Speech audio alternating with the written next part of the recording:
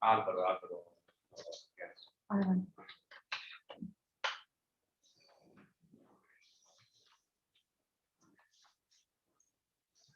Lo pedimos a Raquel. Raquel, ¿nos oyes?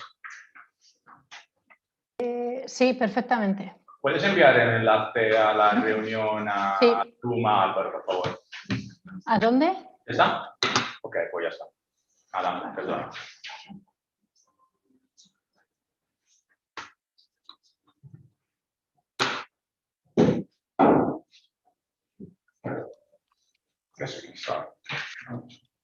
Cuando queráis, Ricardo, estamos en el aire. Okay.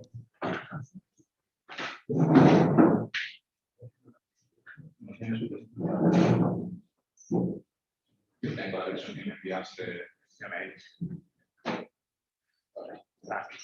No, eso le dije que hay que esperar.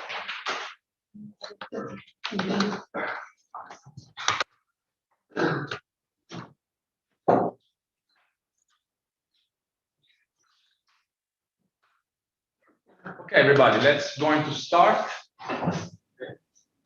Good morning, good afternoon. Good afternoon. And thank you very much for being here, physically and online. My name is Riccardo Castellini. I am the head of the International Cooperation Department at the Sesión Foundation. And I will present and moderate this session with my colleague, Angela Garcia de Arana. She's working with me in the same department at Sesión. And together, we are responsible of the southwest hub of the Rosewood 4.0 project. Let me say a few words for introducing the meeting before giving the floor to my colleagues for the introduction, for the welcome. First of all, I am really happy today because I strongly wanted this meeting to be physical. In my opinion, we had to start again after the pandemic, organizing physical meetings and meeting again, seeing our faces and having new conversation in person. And so I'm really happy about it. But this new format, I like it a lot as well because this hybrid format for me is the future. Let's say we should be able from now to organize physical meeting, but at the same time online in order to reach the maximum level of stakeholders. And this is the case. So thank you very much for all that you are connected for the other countries outside of Spain. Today we are physically in the north of Spain, in the province of León and the city of Carracedelo, where the Poplar reality is really important. Maybe it's the most important site for the Poplar plantation in Spain. We already had this morning and yesterday morning an introductory meeting for Spanish stakeholders, making the point about the sector here in Castilla y León. And today we are going to follow in two different frameworks. The first is regional, let's say, because we are in the framework of a Spanish program called Centratec. And in this frame, we are organizing some European days. This one is dedicated to the digitalization of the Poplar sector, and for this reason, we take benefit of this occasion to organize as well a study visit of the Rosewood 4.0, which will take place tomorrow morning, physically around the province of Leon.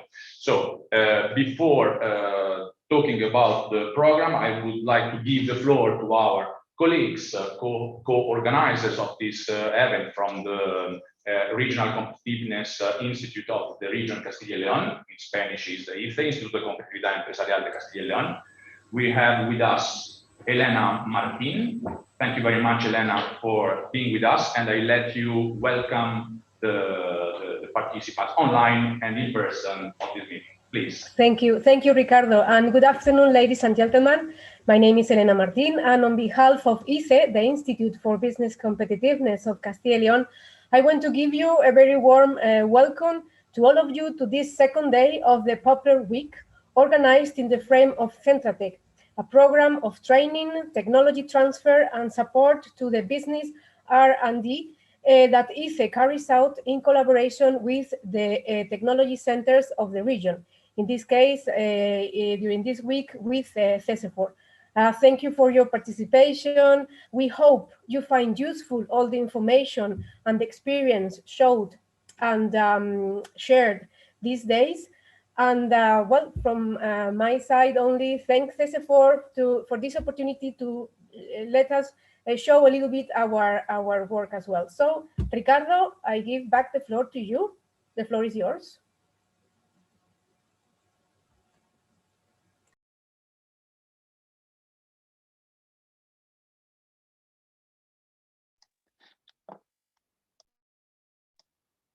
Perdonad, no se escucha, Ángela. Okay, so, yeah, sorry.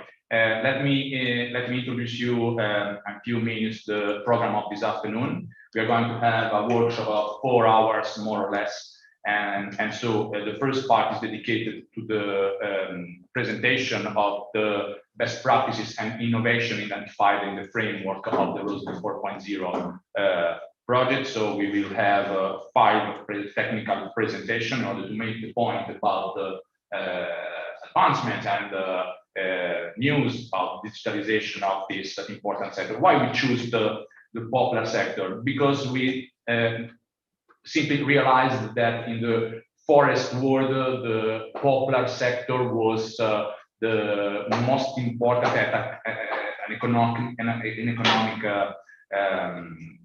level from an economic point of view, and there is a lot of interest from the entrepreneurship world, at least here in Spain, but I know also in the north of Italy and in France. Actually, we have here with us partners of the project from France, Sesión, from Italy, Andrea Agnani, from Ireland, and then later they will intervene during the roundtable. So after the break that we will have more or less at 5:30, we will have a round table composed by several experts of the sector, and hopefully, I mean, my objective is to ask to every people participating in this debate his point of view about the main advancement in the digitalization of the sector, and also a point of view about the internationalization of the Spanish sector and the steps that we will have to done to move forward, basically. And that's it. I hope now we will start with the technical presentation of the Business Competitiveness Center of the region Castilla y León about a network, because talking about internationalization, I guess we have really to start about talking about networking, and so Eva Ferrero will. Sorry. Before we have Elena, yeah, sorry, my mistake. Before we have a intervention of Elena Martin talking about the activities of the Business Institute of Castilla y León, about promoting the participation of the small and medium enterprises in European networks and projects. Please, Elena, the floor is yours again. Thank you.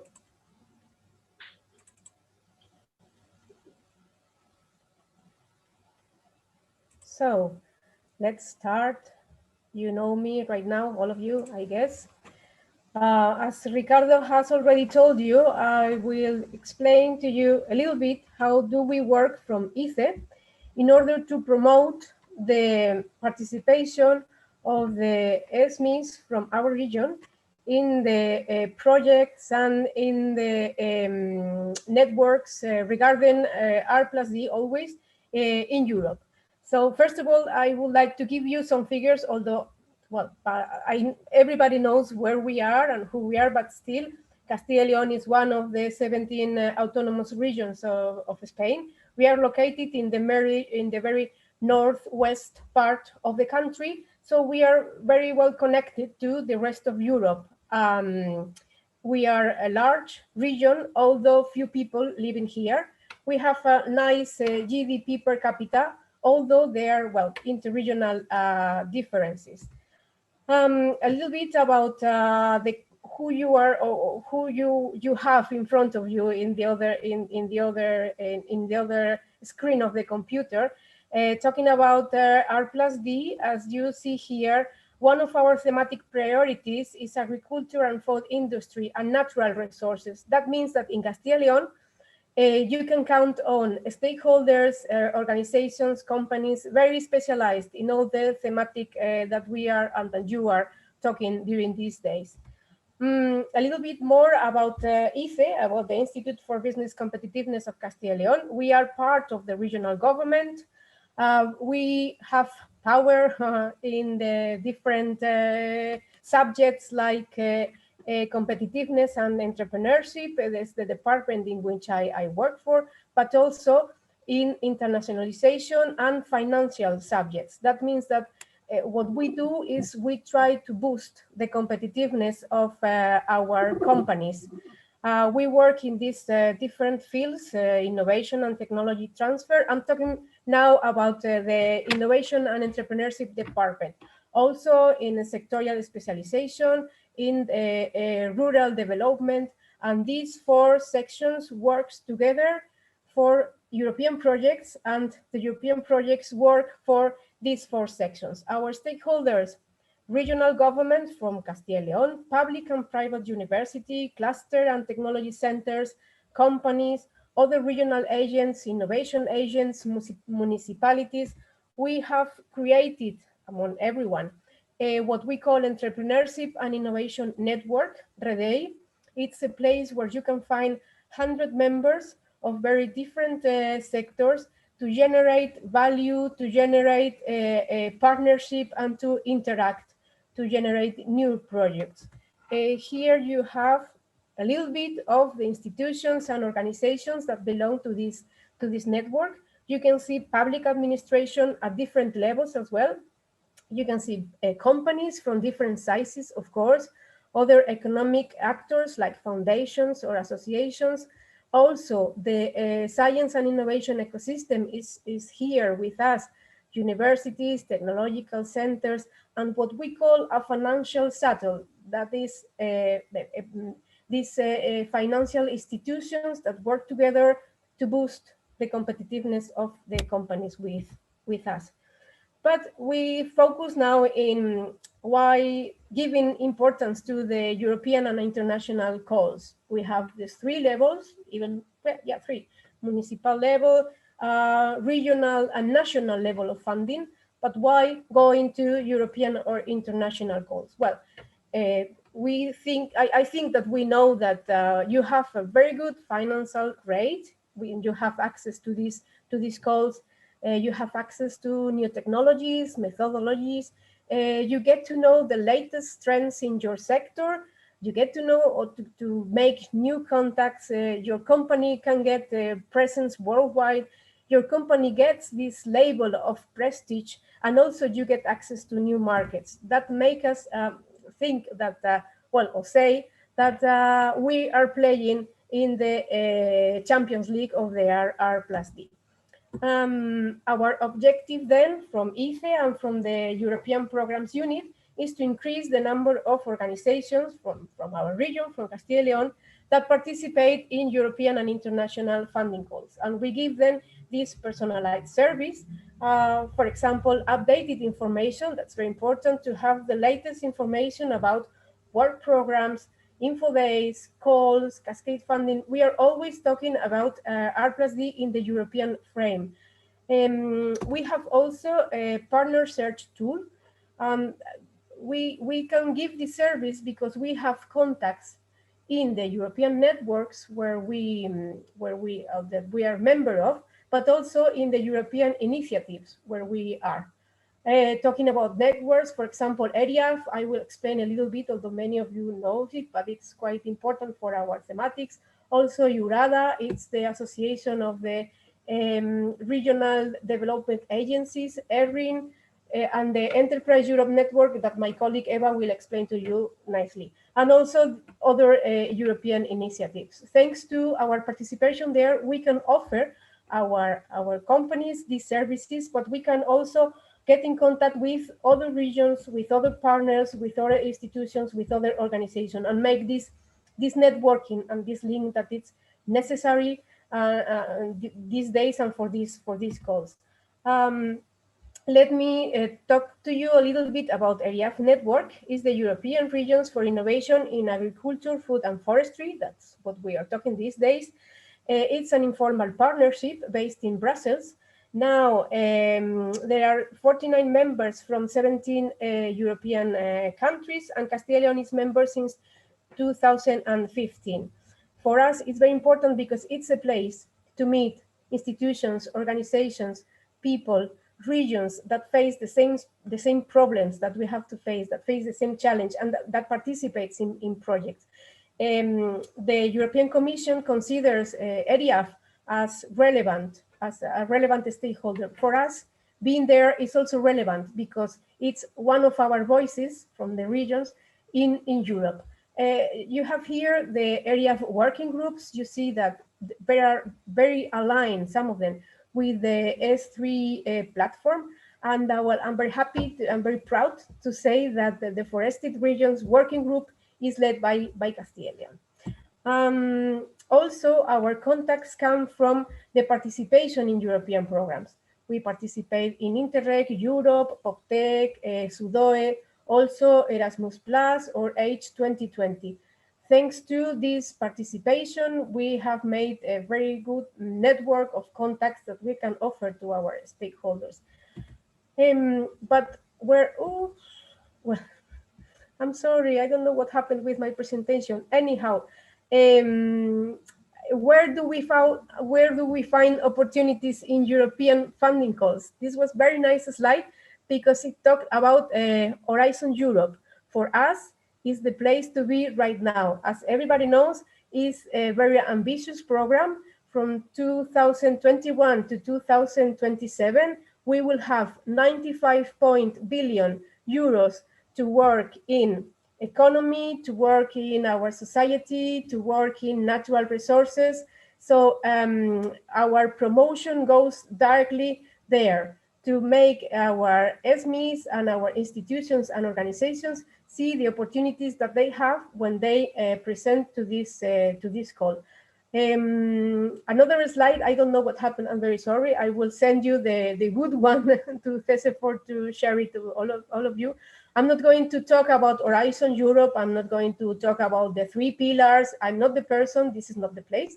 But still, I don't forget that I'm talking to very important stakeholders in forestry, bioeconomy, biodiversity, ecosystem, natural resources, climate change. So your place to be is Cluster 6. Cluster 6 is the instrument that Horizon Europe has used or is going to use, or one of them, to get the objectives of the Green Deal. And there are 7 destinations with lots of topics that would like to give an answer to these new challenges of this new world.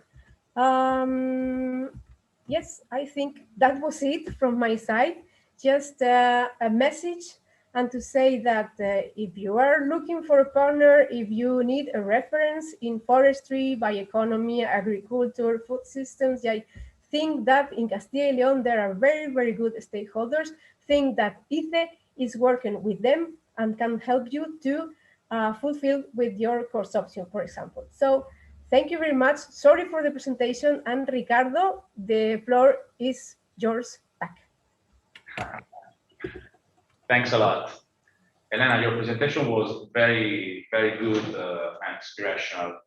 For me, in my opinion, you touched the two main points, which are our goals, let's say, which are fundraising and cooperation, because we are here, first of all,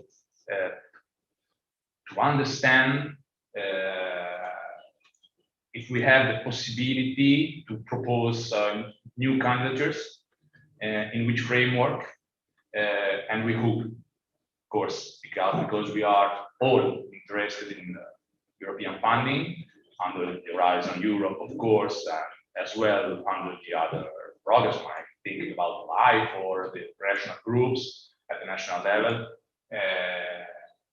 But in case we need to cooperate with entities in our same countries and abroad.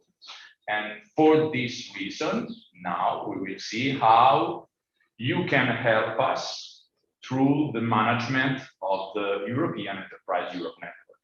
Eva, the floor is yours.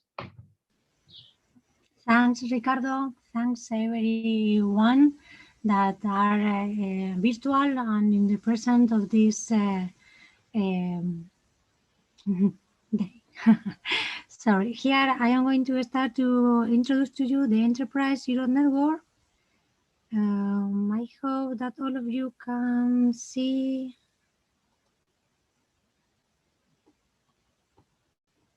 It's okay? No, we cannot see.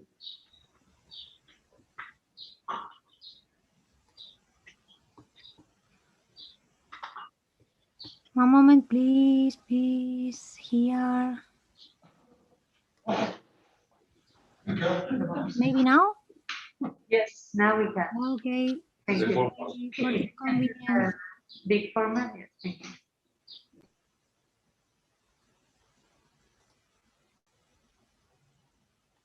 Okay.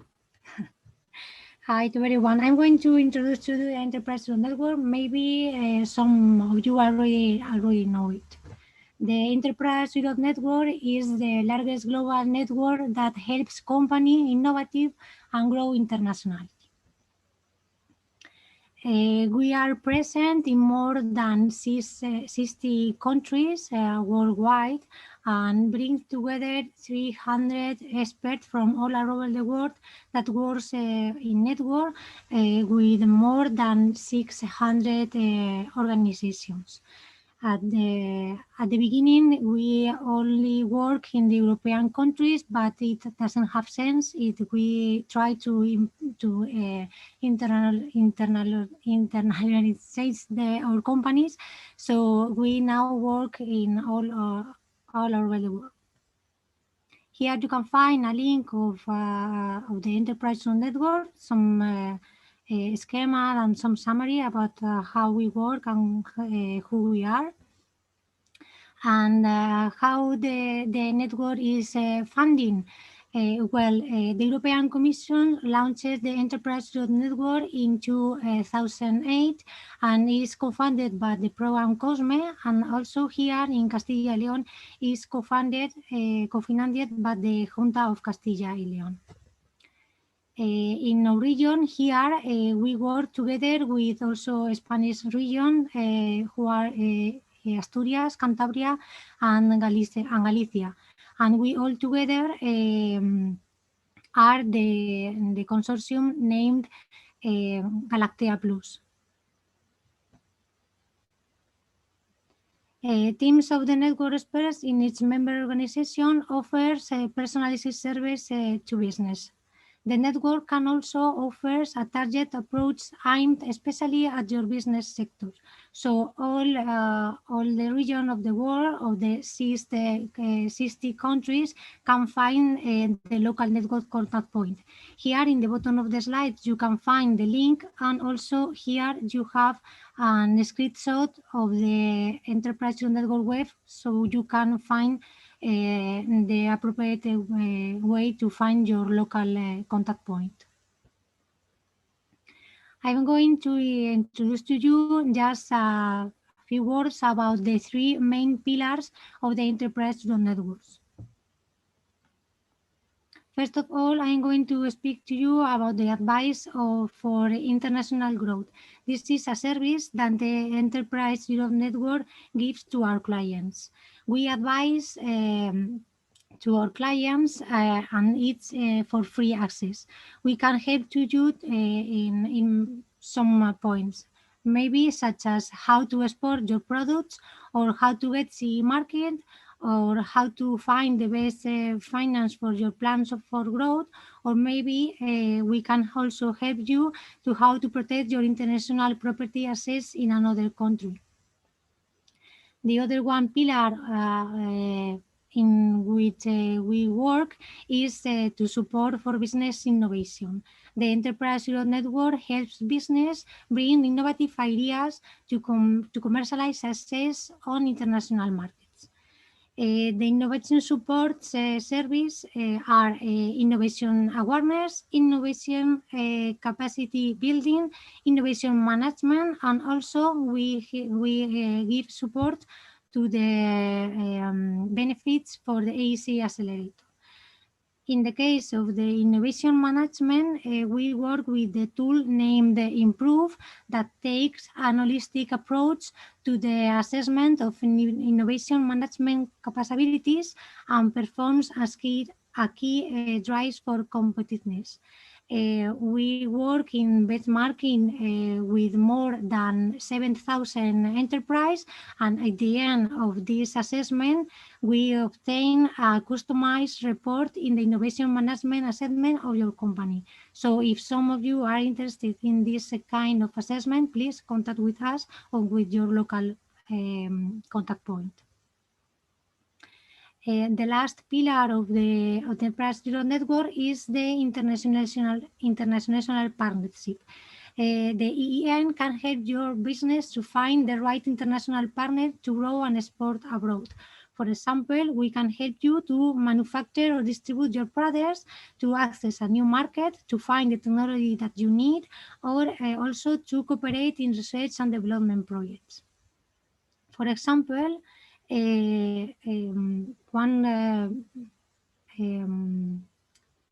one way of that we work is based on our partner database. The network manages the Europe's largest online database for business opportunities. We have now more than 5,000 current opportunities, and we work in three kind of profiles mainly, that are technology offers or technology requests, business offer or business requests, and research cooperation offers or requests. This the access for this partnering database is for free. So, for example, I made a search with the name of Poplar, and I have found three opportunities. For example, the one that was published by the Romanian is here, that you can find here in the screen. You can also have the same scheme in the profiles. The country where the profile has been done, one POD coder, and the date of in which the profile has been published, and the date in which the profile will be spared. All the profiles will have a summary, a description, an advantage and innovation, and a stage of development, a partner shot, and the kind of site of partner shot that is looking for. Maybe if you read this profile, you can say, okay, I can offer my help to this company from Romania, and then you can click on the express your interest. And if you are here in Castilla León, you will get in contact with us. And if you are in other region of the world, you will get contact with your local support that give you the name and more information about this company from Romania behind this profile. Another example that you can find in the database are this one. I have made an search with the word good, and I have found more than 300 opportunities. And in the case of with the word forest, I have found more than 100 opportunities. What does it mean? That you can find here some business offers, business requests, technology offers or technology requests that maybe fit with your organization and with your service, with your business, I don't know, with your company, no? And you can get in contact with it and maybe get an arrangement and make money. At last, the other tool that the European Enterprise Network use to support the SMEs are the events. The Enterprise Europe Network organizes different types of business-oriented events, brokerage events, trade missions, and conference and workshops. All events are framed with major international fairs. Another example, I have do the same. I made a search with the word good, and I have found 2 brokerage events that will take place in the next few months. For example, the one who will take place in Turkey the 25th of August is this one that you can see in the screen, named Co-Matchkin. And all the brokerage event, in all of them, you can find the same schema. You can find the list of the participants, a list of the marketplace with all the participants will publish their needed or the product service that offers, and also if they are looking for I don't know, maybe a company, an university, or a research and development center to fill the consortium for an international and development project. Also, you will find an agenda, and then you can go to the meeting and know which will be the person who will be in front of you.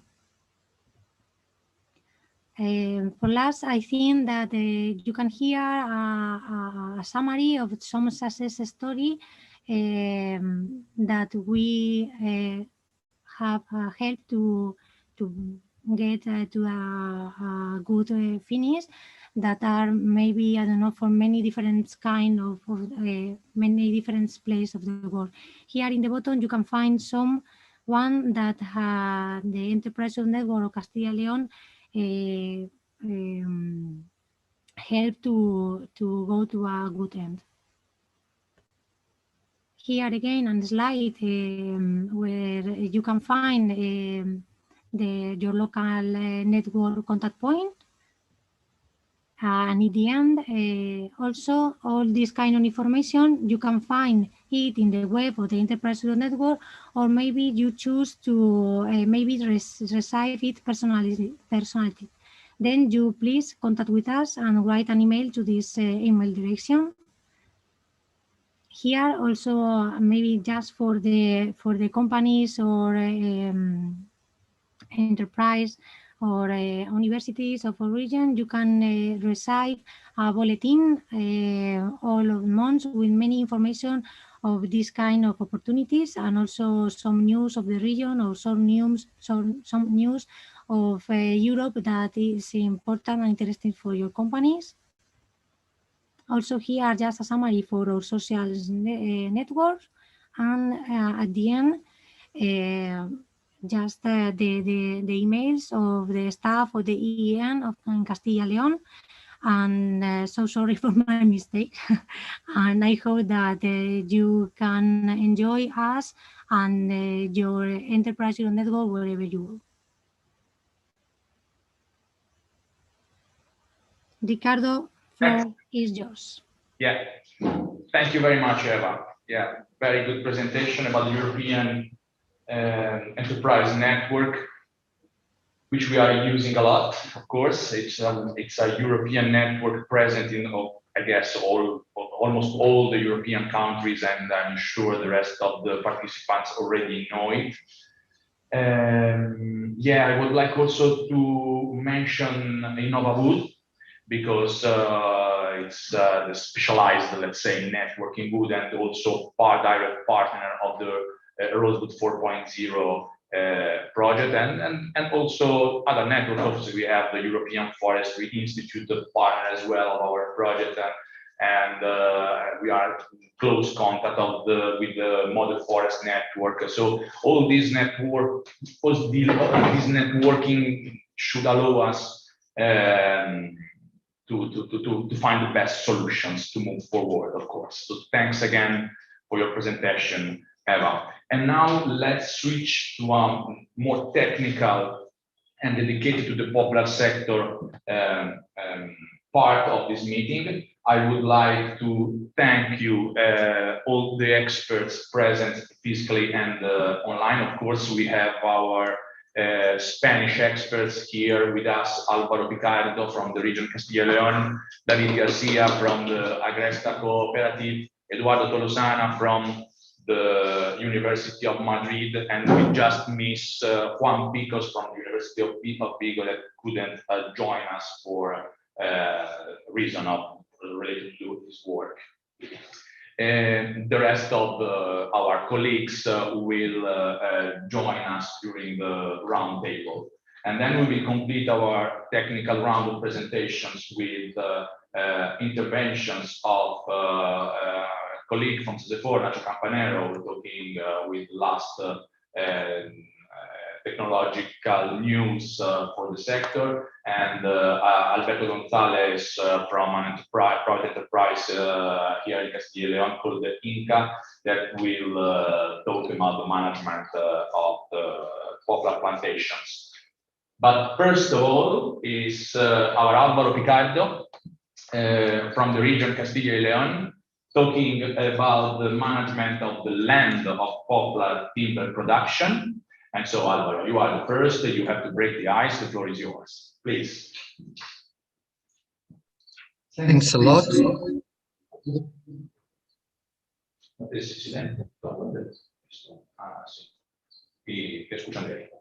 Thanks a lot, Ricardo, and thanks again for inviting me to present the best experience of Somafil as a new agent to develop the poplar sector.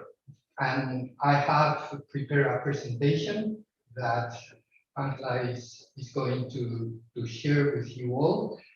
And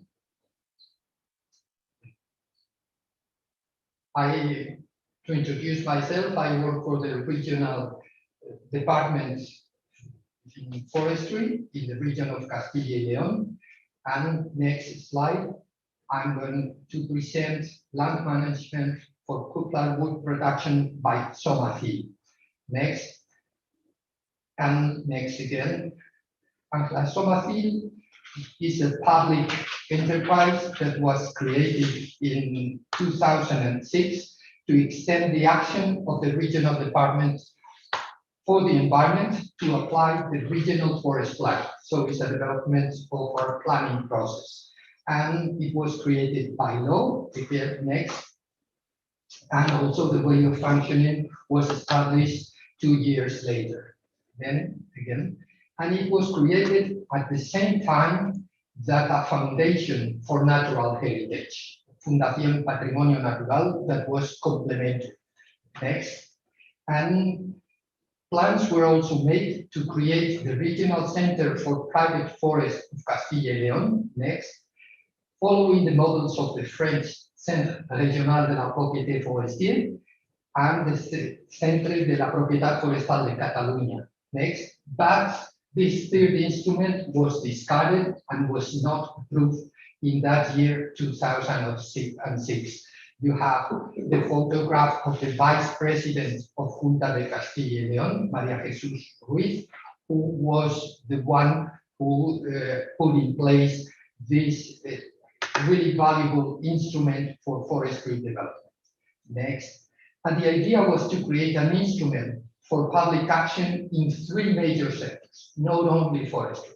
First, in natural environment and forestry, environmental quality, and environmental infrastructures. And it should function as an enterprise, trying not to cost money to the regional government. The public debt is highly considered, hiring the minimum necessary staff. The idea was not to hire workers directly, but hire services of other enterprises of the sector in the region. And it could get into debt, raising public and private funding, and since very early, they got credits by the European Bank.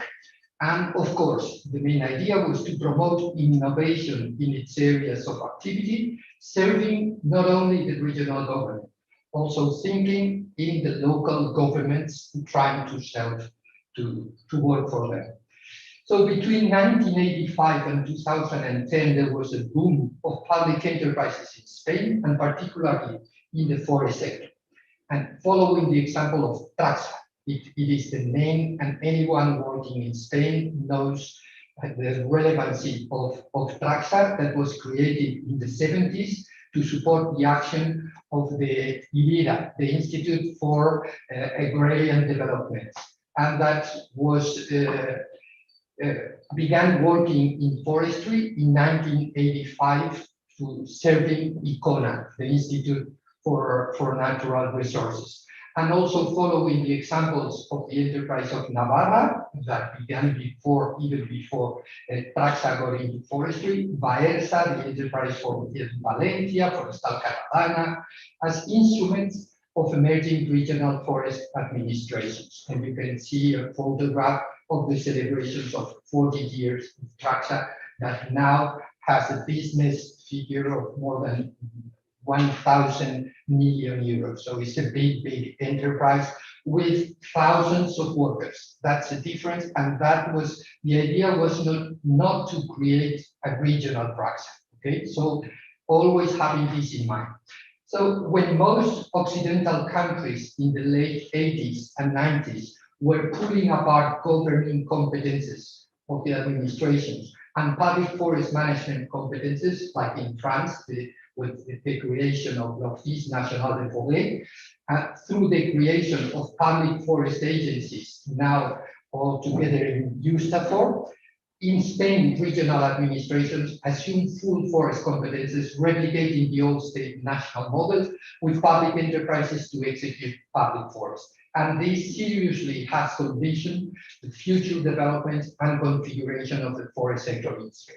I personally think that this is really been a handicap for the development of the sector in our country. But this is a personal opinion.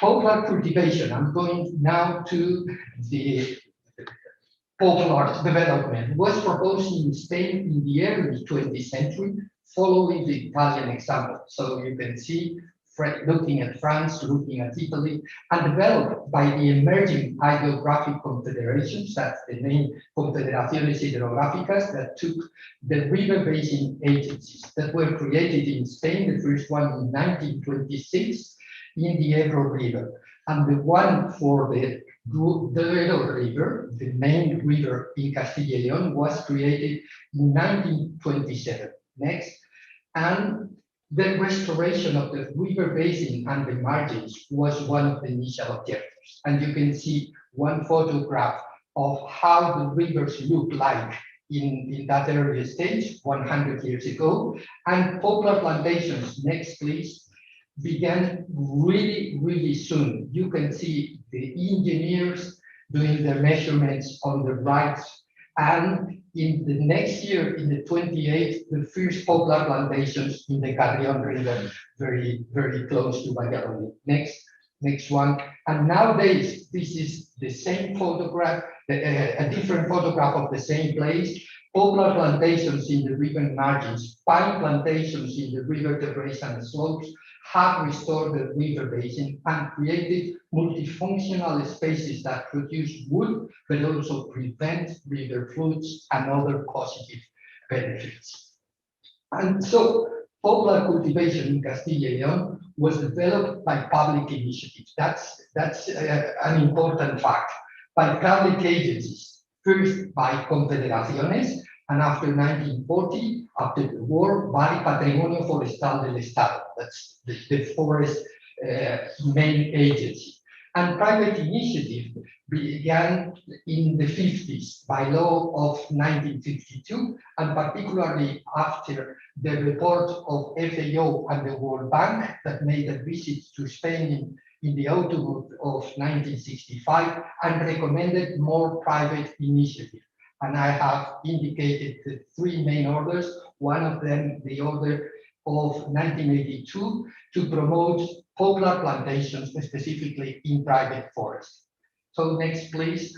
And in the year 2004, Confederación del Duero reached the maximum area managed for poplar wood production. And they, at the moment, they were managing 7,500 hectares through 1,200 and 200 contracts for land management, having even 48 workers working for the forest management unit coordinated by Alfonso Fernández Mololo.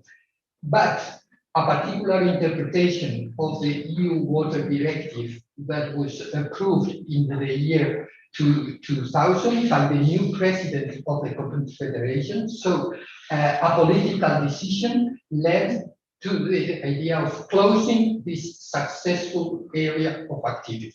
And this was a personal political decision to end, not suddenly, but not signing any more contracts and ending a successful area of work that had lasted 77 years. So they decided to quit the activity. Next, please.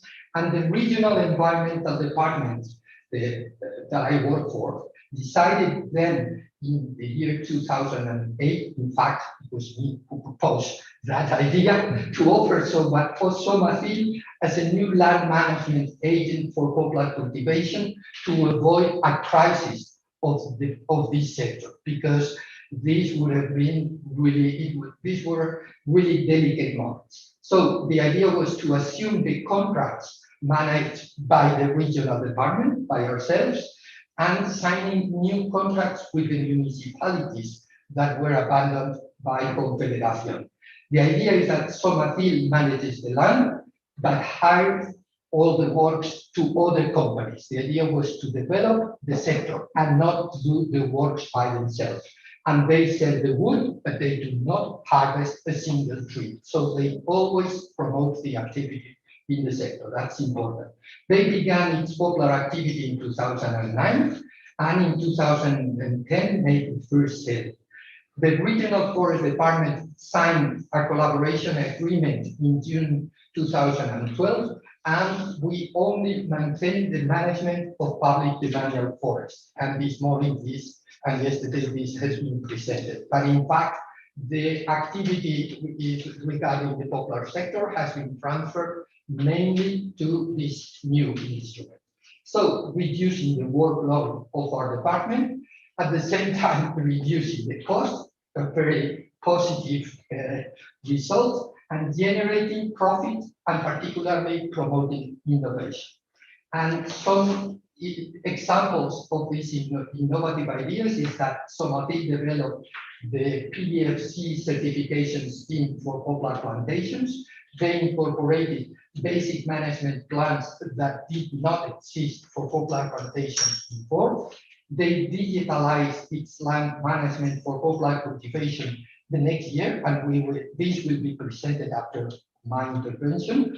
And they digitalized the financial accountability, something that the regional department was not really taking care of, and made the second poplar inventory of Castilla y León in 2016. Next, please. Moreover, in this period, Somafil has invested some of the profit that they get with wood production in river restoration. For instance, in the last 5 years, €500,000 have been invested in 30 local initiatives in the region. Next, please. Next. So you can see some images. Right now, Somafil manages more than 9,000 hectares of poplar plantations mostly public, 91% of the area is public, in 679 contracts. And in this case, the number of contracts is 44% are private, because the private contracts are very, very small in size. So public contracts are about 20 hectares, while private contracts are about 2 hectares. In general, the average is 13 hectares per contract. The regional forest department transferred for more than 4,000 hectares of poplar plantations that we were managing to the provincial services, and now are being managed by Somatil. In fact, in few years, Somatil got to manage more land than the regional department and more land than the Confederación Hidrográfica.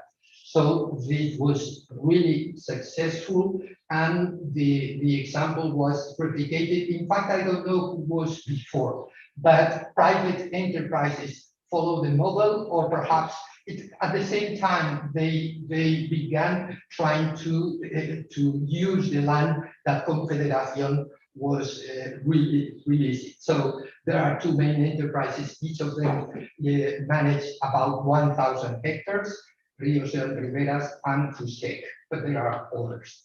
And there is no doubt that Somatil hasn't reached the regional poplar sector.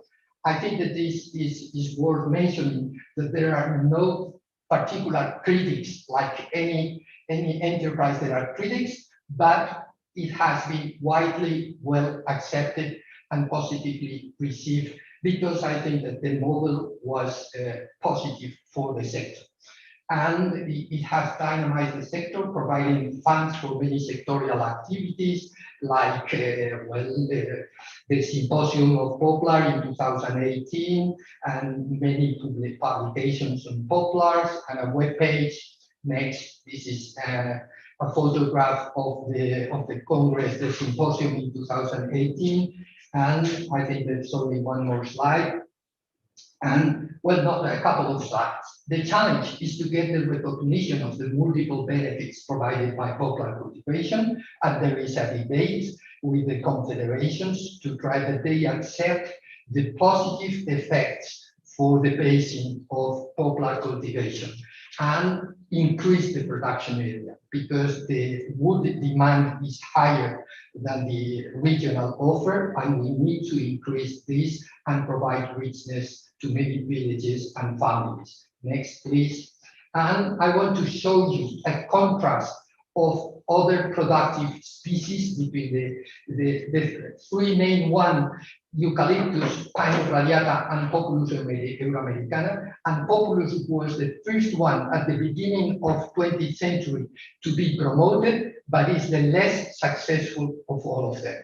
And Pinus radiata began developing in the 20s and 30s, and now is decreasing. I'm sorry because I didn't get the figures for the 2020, but in fact, Pinus radiata is also decreasing. Probably now is around between 200 and 1,000 hectares, and less than 250,000. But Eucalyptus is the last one, and is really the one that is providing the largest amount of timber in Spain, more than 8 million cubic meters of timber, mainly in Galicia. And the development of the sector has been so quick that this year the regional government has taken a delicate decision, very controversial, to stop plantations of eucalyptus and begin doing some regional planning, because there is some public protest about this. But nothing like that happened in poplar. You can see that poplar has diminished very sharply the production area, and that's something that we should revert. What's the problem? That there are, in this land, there are competing cultivations in agriculture that receive subsidies on average from 300 to 500 euros per hectare per year, while poplar doesn't receive any subsidies at all. Next slide. And we think that the poplar sector could serve as a pilot area to develop what we have called forestry. This was an idea that we received from the previous Simwood project, and I want to mention La Forêt Bouche, our friends from France, but also the German tool and Metzan that recently, 2 years ago, published their data model that could be very useful for us. In the regional department, we are convinced that we could use the poplar sector as a pilot to develop this valuable tool for the forest sector, and then extend working from 50,000 hectares to the 5 million hectares that we have. Okay, so next, please. And I think that this was all. Next, and thanks a lot.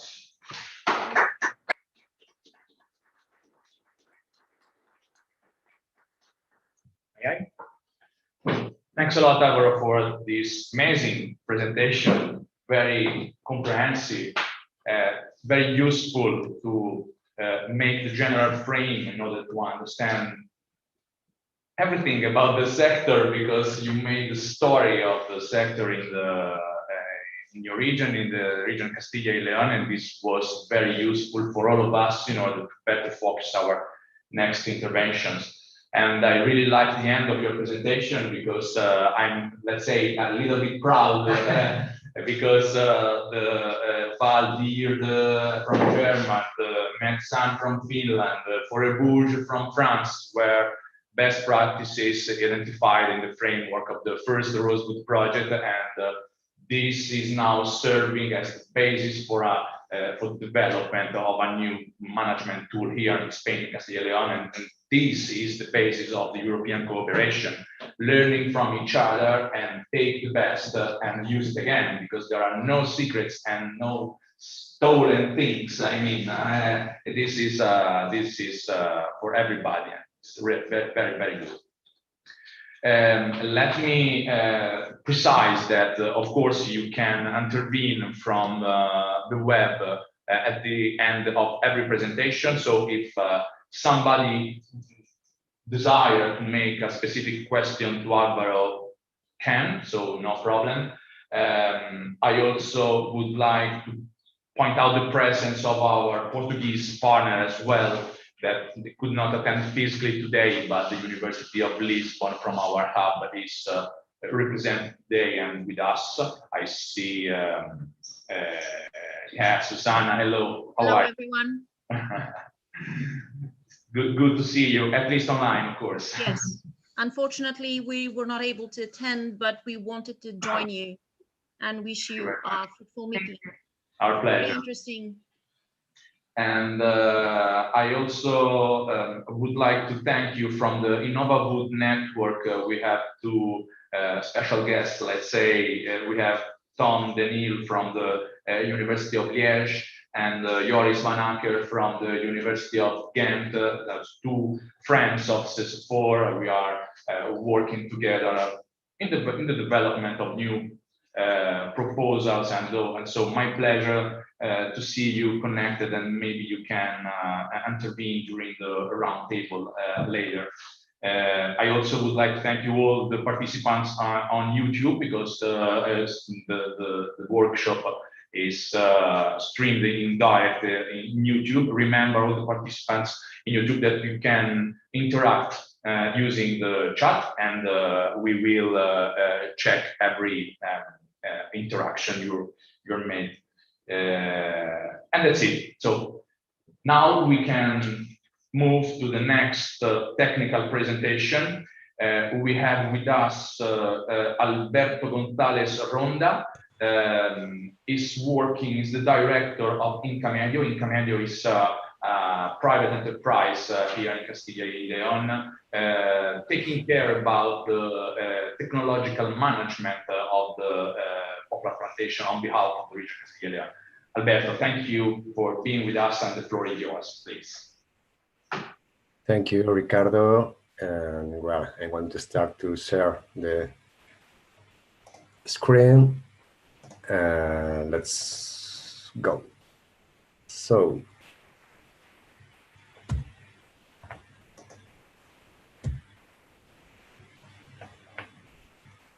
okay, good evening. Really thanks to CC4, Rosewood Network, and all the staff from Poplar Week. My name is Alberto González Ronda, and I am director of Inca Medio. I'm going to talk about this experience, that is the digital management of poplar plantations made for Somafil. First, who we are. We are a digital transformation team focused on design and develop applications, mainly to manage natural resources, but also to manage urban areas, climate change data, and other technological and social challenges. I'm really very proud and happy to be here to tell you about this application that we made for Somafil 10 years ago, and it's still in use. It was a really pioneer application, and for us, for Inca Medio, it was the first, how to tell it, integral full cycle forestry management app. What we learned designing and developing this application has allowed us to build other complex applications within the forestry sector. For example, Forest Cloud, another full cycle forestry management application for an international private capital fund. CIMUP is the digital catalog of public forest for public government, Junta de Castilla y León.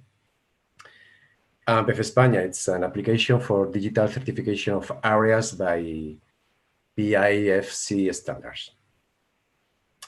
So, first of all, some notes on the main technical characteristics of this application. It's a GIS web application with an architecture based on an open source stack.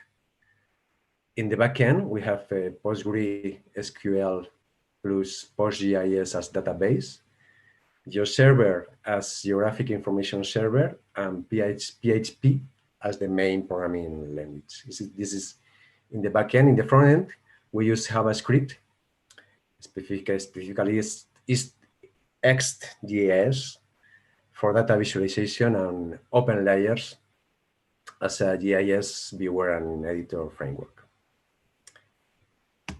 And how it works, how we can see 5 steps process. First, plantation. Second, stands operations plan, operations management, and control panel. Let's take a look step by step. First of all, plantation, characterization of the plantation. We can see 2 panels. They are left one, manage data, and right one, manage GIS maps. What we can do is that we can assign or edit owner and location of the plantation by clicking on the Add button or Edit button. We can also make zoom to the plantation GIS data. That's how we can characterize the plantation.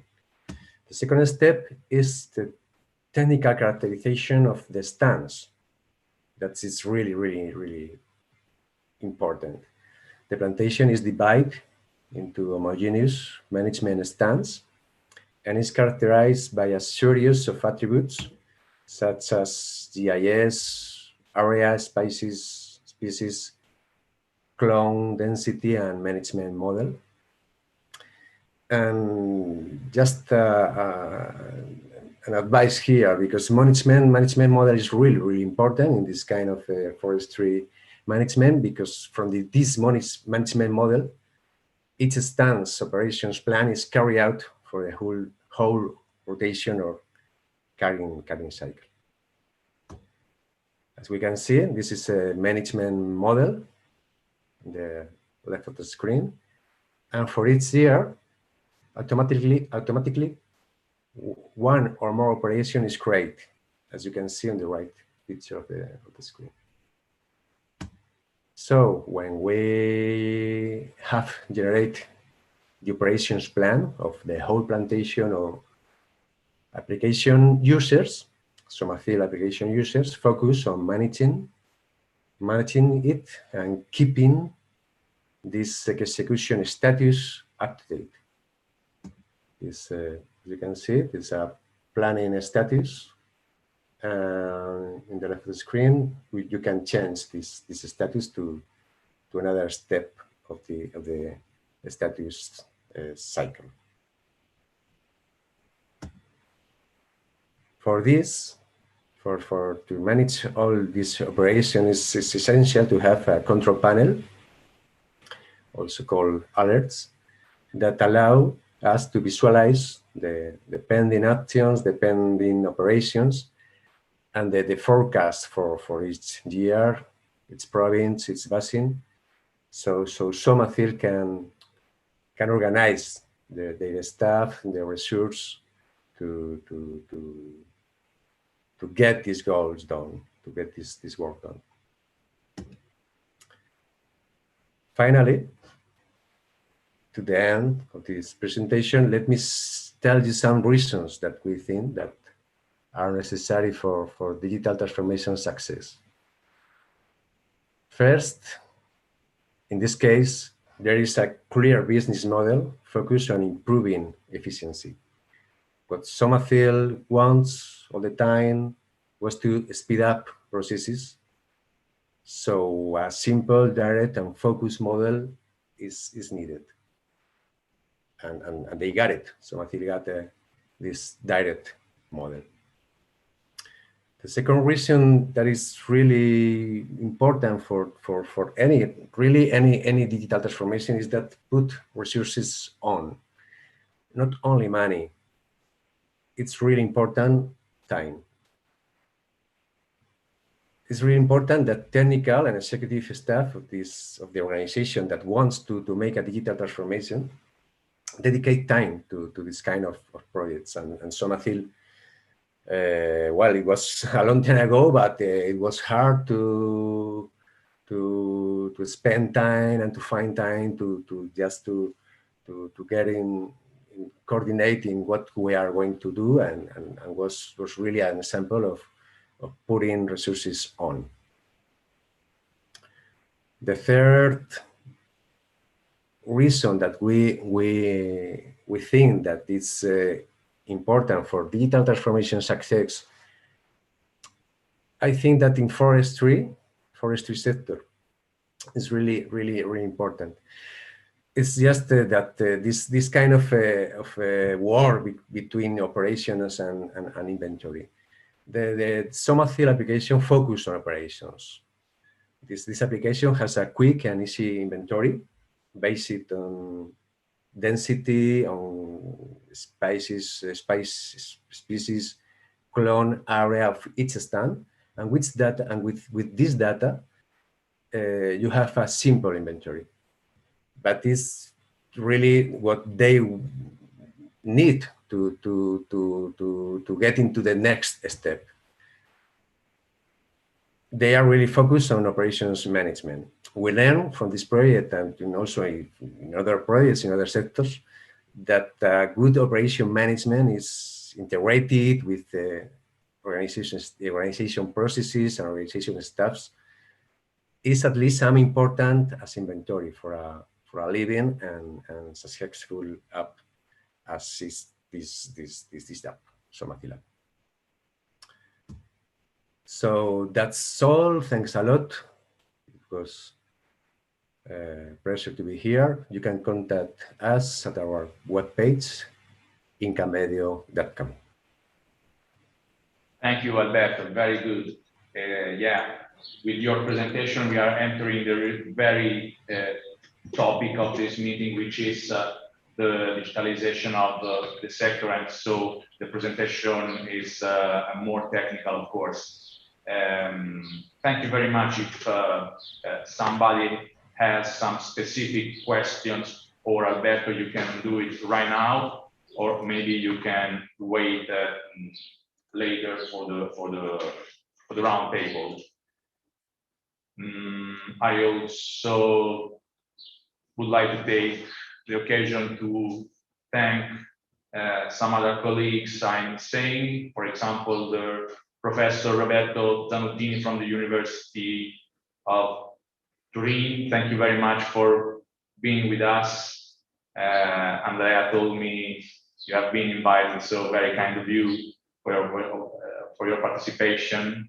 I also see Grata Lauro from the the Conservation Institute of Lisbon. Thank you very much, Grata, for being with us in representation of the group of experts of the University of Lisbon.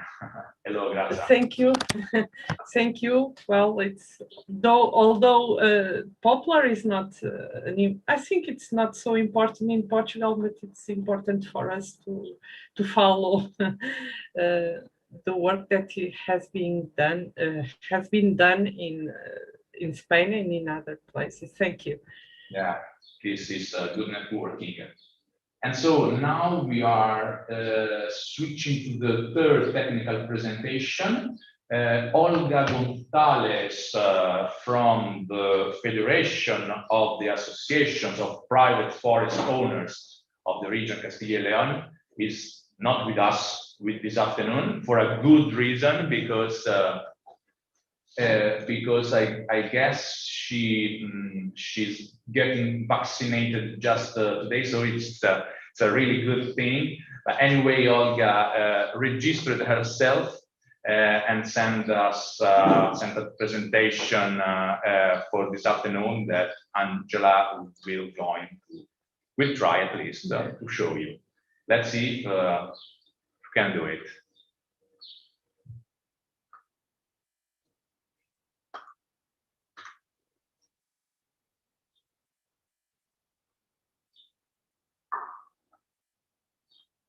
Hello, my name is Semana Gonzalez. I'm the manager of the. Hello, my name is Semana Gonzalez.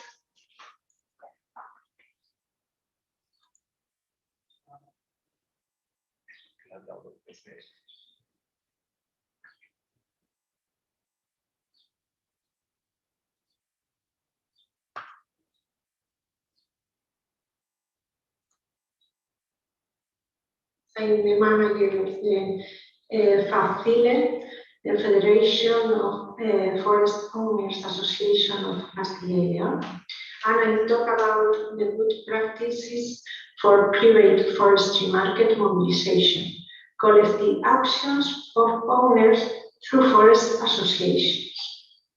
The Forest Association of Forest Owners are created in Castilla y León in 1985, like non-profit association and formed by forest owners. FACILE born in 1919, and in 2007 we won the Environment of the Region Award. FACILE board to defend the interests of forest owners, to join the efforts of the Forest Association, represent the private forestry sector before the different administration and regional organizations, to obtain preliminary information on forestry provisions of all orders, and realization of disclosure and information activity. At this moment, we have associated a surface approximately more or less than 500,000 hectares and 50,000 represented owners. FACILE represents the interest of the members in regional scope, national scope, and international scope. Castilla y León is the Spanish region with the largest area of forest use according to the third national forestry inventory. We have 3 times more forest surface than the Spanish average, 6 times more than the European average, 2.5 times more than the global average. The public and private property are different. The average hectares of public property is more or less than 500 hectares, while in private property it doesn't reach 3 hectares. This implies that in private property we need to perform property grouping process because the forest mine holding is one of the most important limits to the forest private management. Because of this, we have been looking for solutions, and right now we are working on several different lines. The most important are forest tree land consolidation, collective forestry management, collective sales of forest properties. The proper wood collective auction is one of the most successful experiences among our partners, because the Poplar is the first product to importance in volume of wood for the industry. Suppose the 2% of wooded surface, its exploitation amounts to 20% of annual wood and contributes to the 40% of wood sales income. The feeling of poplar wood in Castilla y León are the 65% of the Spanish feelings, and the private manager represent the 80%. In 2006, we organized our first auction, grouping small poplar exploitation, and we do the annual exploitation plan for the collective action. The first step, the first thing we do with our forest owner is value the wood that our partner has in his forestry. We measure his trees and give him the report with the value of his. If the forestry owner is okay with our report, we seal the contract with him. When we have sealed contracts with several forest owners, we make the auction public. And we add in all provincial bulletins, send letters to the lumberjacks, visit the wood lot, and turn 20 and 25 days from value bulletins at the advertisement. And the first step is the auction. We have a public act before notary where woodlots are adjudicated. We see after woodlot adjudication the sale contract with the conditions between Facile, the owner, and the purchasers. And we publish all these things in our website that is here, facile.es. The advantage with our owner in this form to work is transparency in price and improving themselves technical on sale, guarantees on sale, security the payment and execution of the bill, and we get sell every year to sell more wood and a better price. Poplar is a valued wood for the future for forest owners.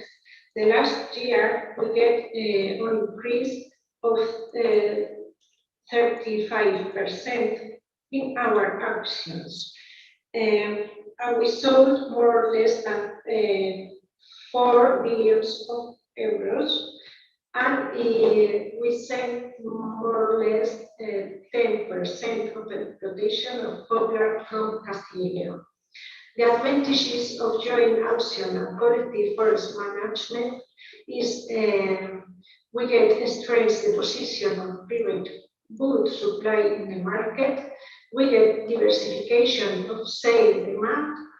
We do the technical advice to the food chain and improvement the communication.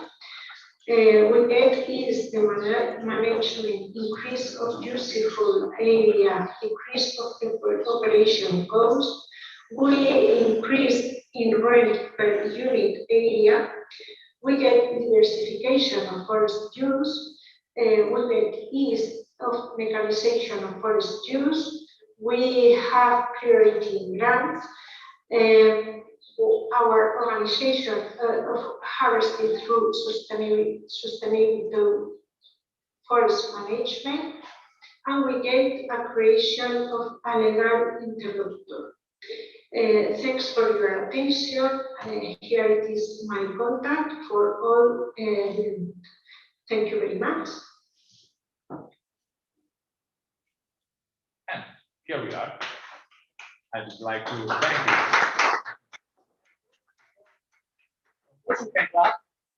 And you have to know, everybody, that we have some people in front of us, and of course the audience, and passionate, and yeah, they're passionate and clap for the presentation. So that's good. Thank you very so brava, Olga. That was really good. The auction system here in Castile and León is functioning very well, and thank you very much to Olga for the registration of her presentation before the meeting, and good luck for your backside, of course. Now we have our dear expert from the Agresta Cooperative, David Garcia. And David, you know, we have a surprise for you. Before your presentation, we would like to show a draft of the video realized in the framework of the Rosewood 4.0 project around the best practice selected by the hub called the Forest Leader Rioja, and it was best practice identified thanks to David, which is one of the main manager. And so maybe we are able to show the first 4 minutes of the video. Please, Angela, let's try.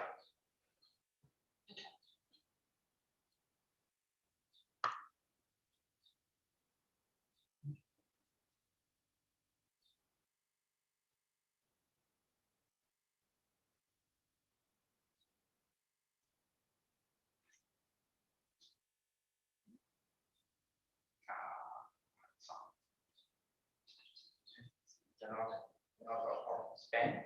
So all this. Oh, no. El proyecto no podría haberse desarrollado si no hubiera habido un vuelo líder. La Rioja is here in the north of Spain. So all this area is covered by the data. Gracias a esta tecnología hemos podido procesar toda la información con un socio tecnológico potente como es Agresta. Agresta has developed all the technical works and all the data process, and also some field works to make a good correlation with LiDAR coverage. ¿Y qué es este proyecto? Bueno, pues tiene 3 patas fundamentales. La primera es un inventario de toda la superficie forestal de La Rioja, que ocupa 3/5 partes de La Rioja. Nosotros estamos acostumbrados a planificar superficies de 1.000 a 5.000 hectáreas. Y con este proyecto hemos sido capaces de planificar, por ejemplo, toda esta zona de La Rioja, que supone más de 100.000 hectáreas.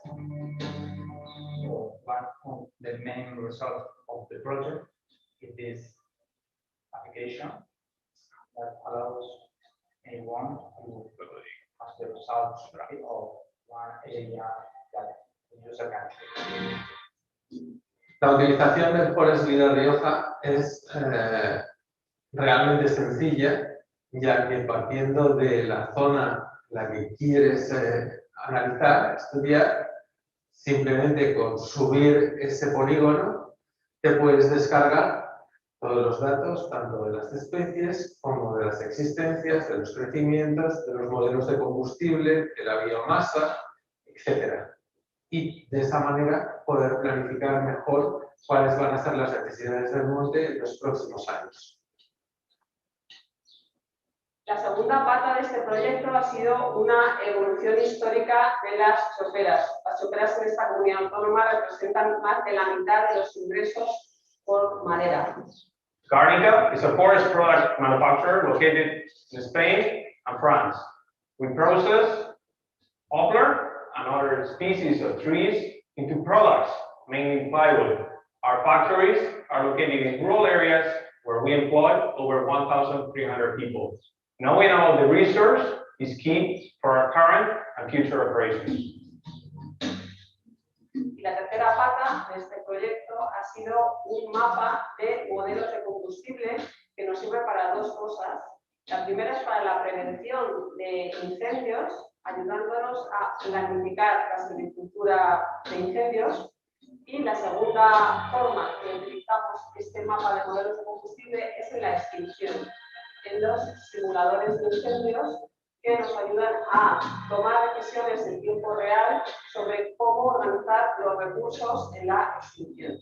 Pero también hemos encontrado unas nuevas formas de aplicarlo, por ejemplo, en La Rioja, que tiene tanta importancia el vino, estamos buscando esos rodales de una especie de roble que a corto, medio o largo plazo podamos destinar a construir duelas para las barricas de vino. Es un proyecto que sus beneficios siguen estando hoy presentes y esperamos que durante mucho tiempo. Our products are grown locally and exported into over 50 countries. The information that we obtain from this project based in La Rioja, which is our home region, can be later applied to projects that we do elsewhere, either in Spain or in France. So one thing that we consider very important for other countries is to have this data coverage, and in other countries in Europe that has problems of forest fire, having a data coverage is something very useful. Los beneficios de este proyecto perduran en el tiempo.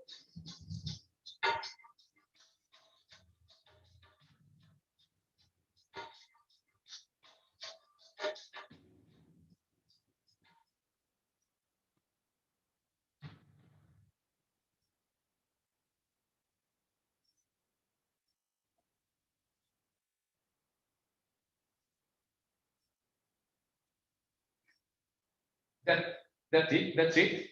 So that was the draft, of course, of the video.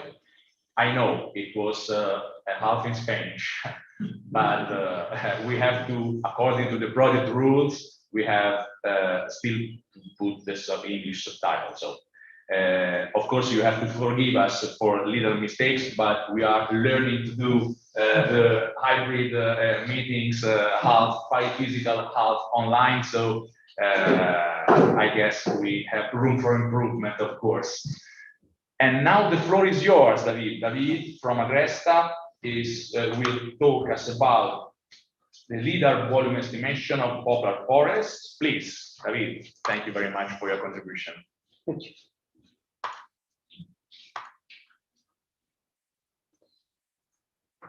Yes.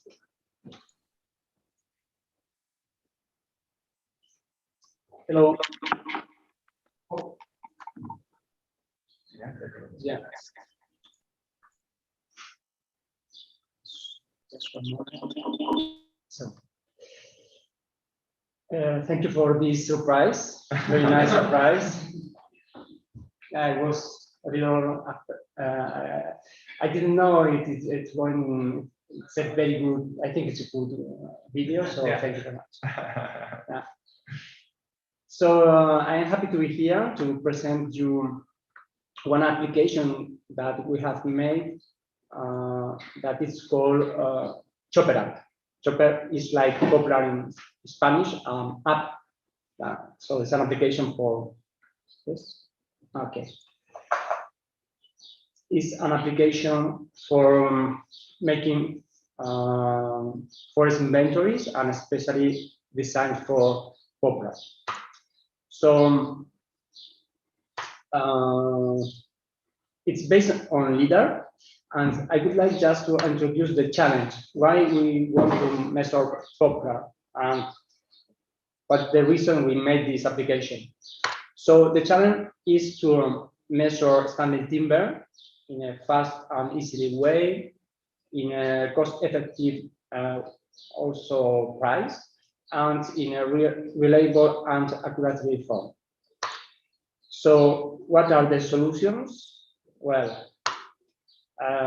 we have now a very high-tech solution like this is caliper. So yes, it's not bad because it works, and especially in Poplar's forest, because it's easy to go there and normally it's flat. But maybe we can be better. We can do it better.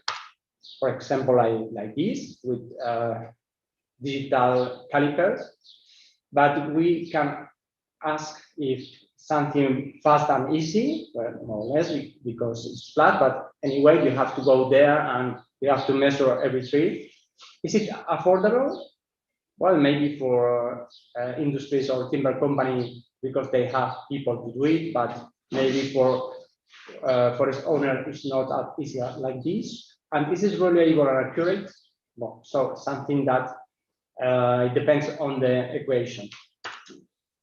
So, do we have other solution? Can we find another solution? Well, in Spain, we have a LiDAR coverage, a national LiDAR coverage, and in some points, in some regions, like, for example, La Rioja, where the project Forestry and Agriculture has been developed, we have a second coverage and more or less recent coverage. So we said, okay, we're going to make to work with Poplar, and with Forestry and Agriculture, we make a complete inventory, not only for Poplar, also for other species. But Poplar was very important because it's the most economical important species in La Rioja.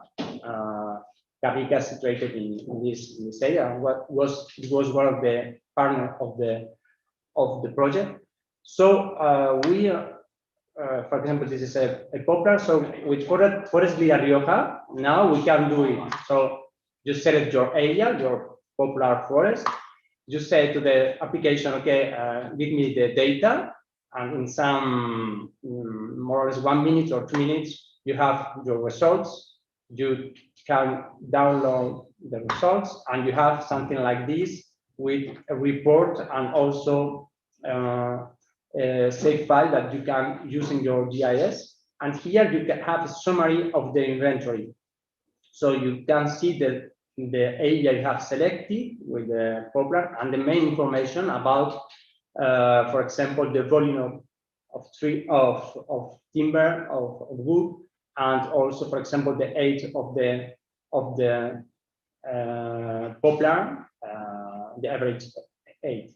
But we said, okay, can we go further? And this is about about CHOPER. And so something that we made just, we can say, for fun, because it's like a little challenge that we have in Agresta with LiDAR. We have some jigs that we wanted to work with this.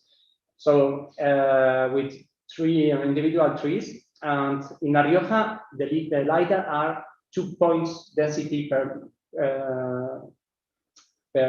square meter.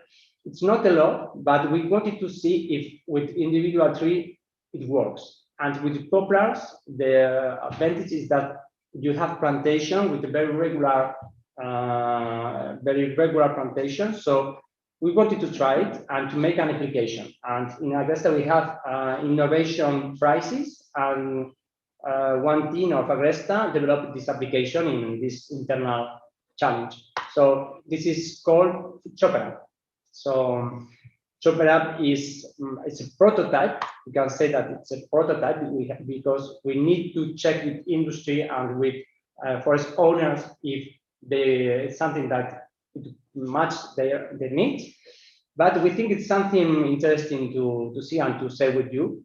now, because the goal is to establish now. We work with this idea of identifying each tree and to measure each tree using LiDAR data. So the age is quite accurate, and we use field data to make some correlation. So I'm going to make a demo if you allow me. So this is a photo of one of the area that I have selected, but you're going to see how it works. So just I have to find, sorry, because I have.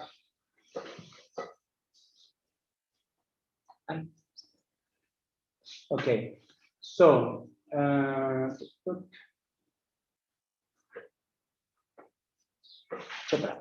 so Chopper is it's a website application that has been developed in a very fast way with this thing who earn this prize, internal prize, and this area where with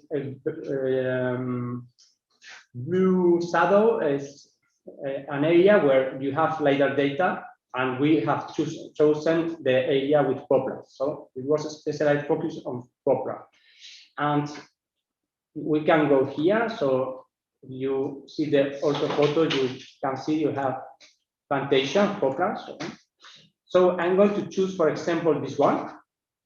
And I'm going to choose one area, for example, this area.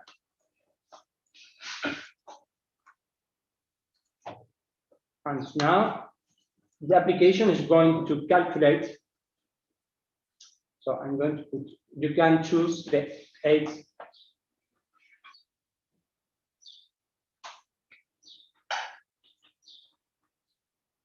So it's working now.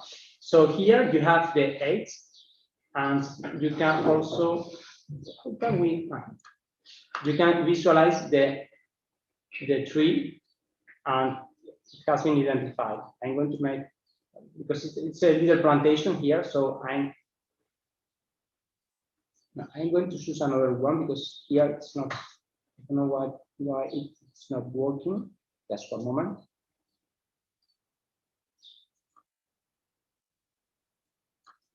So a bigger one, it's easier to, yeah, for example, here. So I'm going to try again.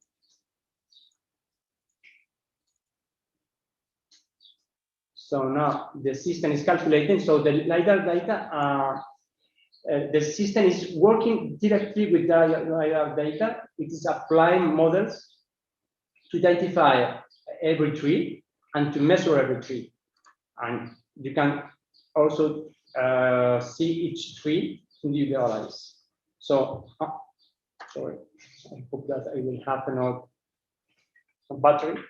Just for a moment.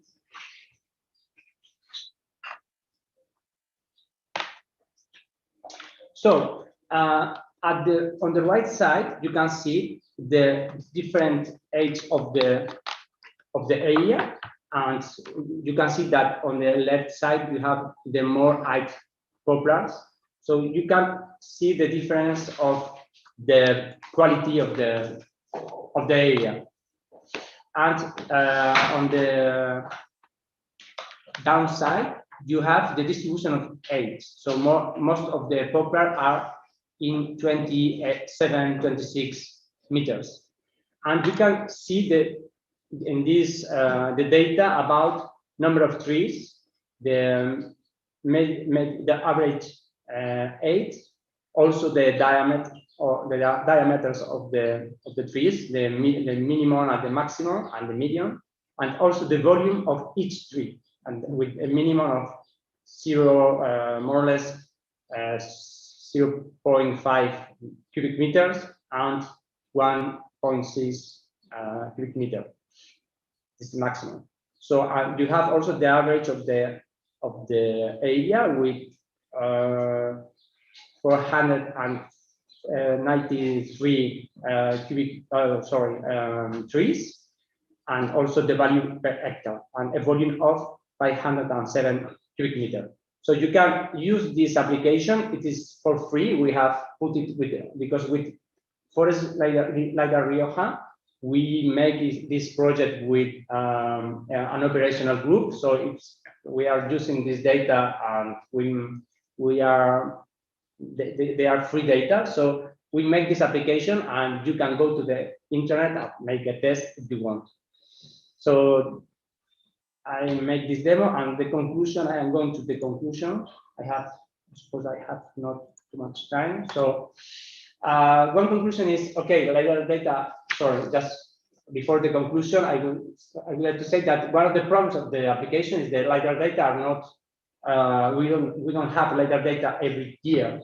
We have normally in Spain every 5-6 years. In León, for example, the last data are from 2010, so it's a long time. Poplar grows very, very quickly. So one of the problems is that we don't have enough data or with regularity to make very accurate inventories. But we have some methodologies, for example, in Prominifum, that's a project where we are participating also with Sesión, and with the data of 2010, we have updated this data to 2020. But we had to identify poplars that have been cut with satellite, and we have made some field works to update all this data. But it's not enough. We need, if we want to have very good results, we can use also the photogrammetrics data, and with PENOA we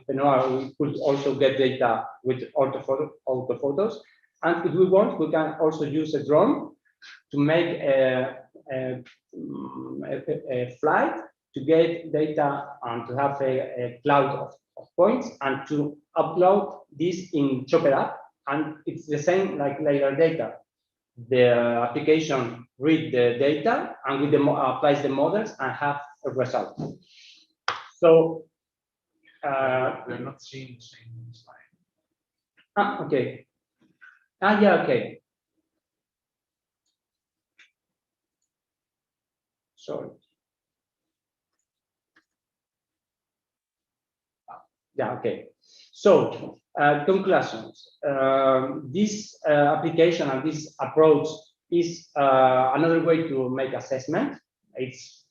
Our goal is not to eliminate calipers or the old way of making things, but to have a new thing, a new approach with a different approach, and you can make for bigger surfaces is a very good approach, and also for forest owners that they can just go on the internet and have this data. So for having an idea of how much wood they have. And we think that it's something fast, easy, and affordable. And this is for free in La Rioja, for example.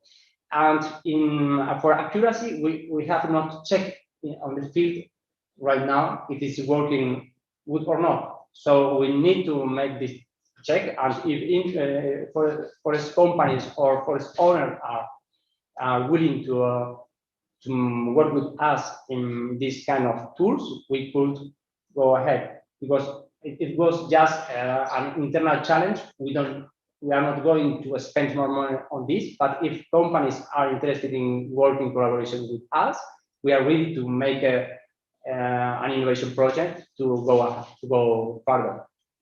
So this is my conclusions, and if some of you want to collaborate with us, we are willing. Thank you.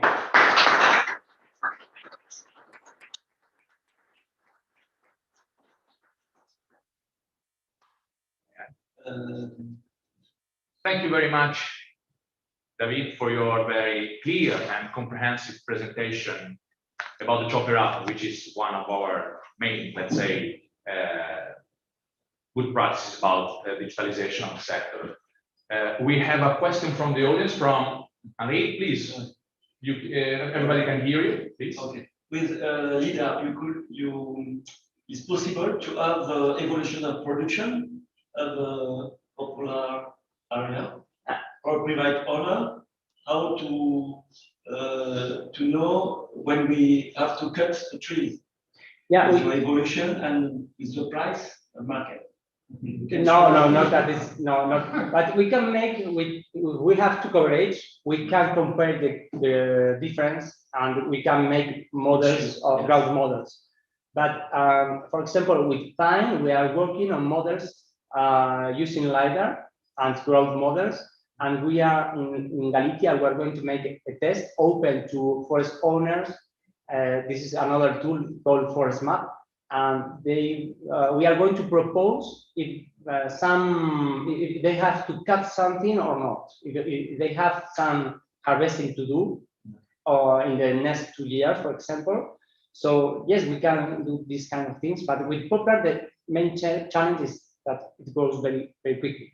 Yes. And that's the main problem. So we have to apply growth models, or to use, for example, drone to get the data at the moment. And with LiDAR, you can have the disease map. If you have disease or auto-climation or something. No. Disease map de enfermedades. No, because LiDAR is just a structure of the, it's just like a scanner that it's pulse of laser that are sent by the machines, and they take you can use it. You can install it in plane, and you send millions of points to the surface, and they get the points to the back, and they calculate the distance. So we have a cloud of points of the vegetation and of the ground. But we don't have the characteristic. We need satellites. We are using satellites to, for example, identify species or clear cutting or things like this, or even diseases. Thank you for your questions, Harry. You are always interested about the financial aspect of the what's the price at the end. This is an important aspect every time. You're right. Okay, so let's proceed with our last technical presentation. I would like to introduce a colleague from Sesión and a friend, well known in the framework of the Rosewood network because he worked inside the first Rosewood project. Of course, I am talking about Nacho Campanero from Sesión. Nacho will explain us the potentiality and profitability analysis tools for proper plantation in Castilla y León. Nacho, please, the floor is yours. Hello, everybody. Can you hear me? Can you hear me? Okay. So I'm going to talk to you about two different tools we have developed together with the Junta of Castilla y León that are the potentiality and the profitability tools for poplar plantations. They are both integrated in what we created as the Poplar portal, and I'm going to show you a little bit this portal before I show you the specific tools. Okay, so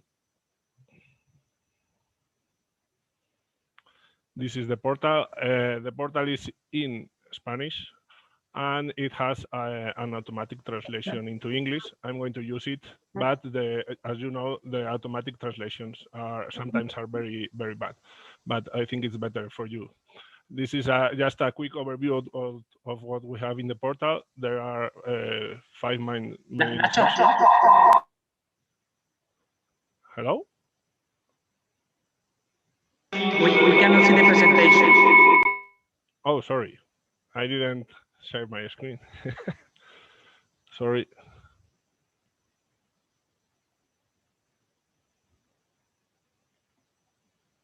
Now you can see it? Okay, so this is the main page of the portal. We have 5 different sections, and the first one we call it Populculture. We have everything about the plantation and the cultivation of poplar forest. We have a specific guide for the plantation that is very useful for landowners. You have a how to do it in a very good guide about the soils, the terrain.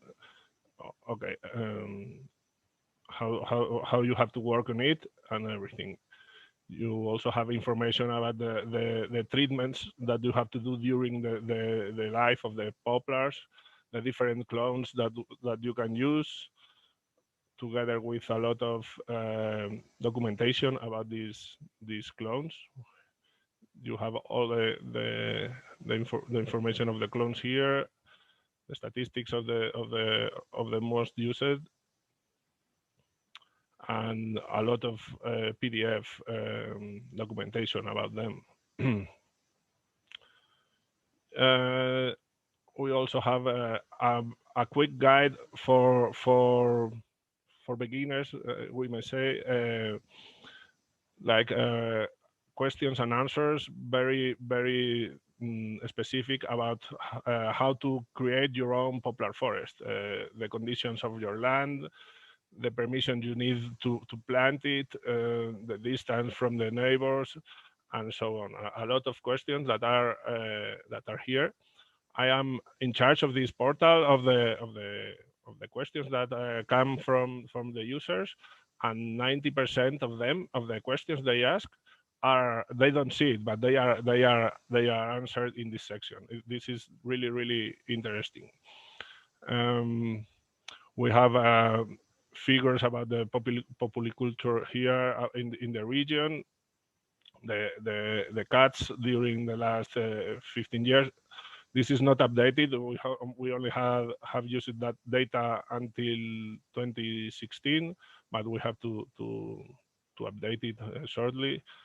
A lot of data here. We have the normative, the certifications. We have this is very useful. We have a list and contacts from different companies and incubators is not the word, is nurseries, 3 nurseries. So you can find all the enterprises that are willing to be in the portal. They ask to be here, and they have the contact, and many people is using this to contact them when they want to plant a forest or whatever. What else? We have some information about the taxation and the benefits. And we also have a section that is related with what Olga told you before, is where we publish all the auctions we know that are taking place in Castilla and León. So you go to the auction, you see all the data, and you can click here to participate on it. You have the information here.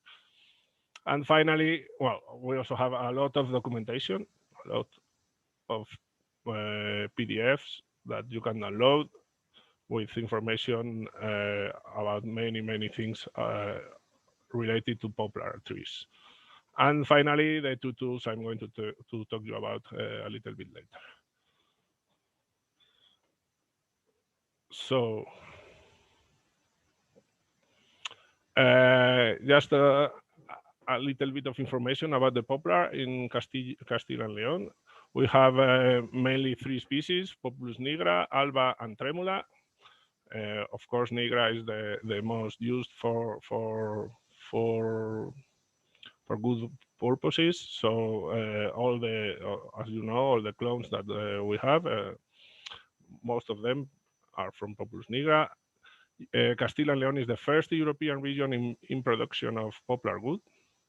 We have around 44,000 of hectares in Castilla and León. That is 60% of the poplar forest that are in Spain. 60% of them are here in Castilla and León, but they only suppose that only 3% of the tree forest area in Castilla and León.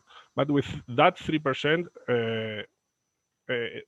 Represents the 20% of the annual wood cuttings, and more than the 40% of the income from good sales. So it shows the high relevance that this tree has in this region. The two tools that I am going to talk about, they are very simple but very useful because they are devoted to the landowners that don't know what to do or how to decide if they have or if they should plant poplars in their land. So we have the first one is what we have called the Profitability Calculator.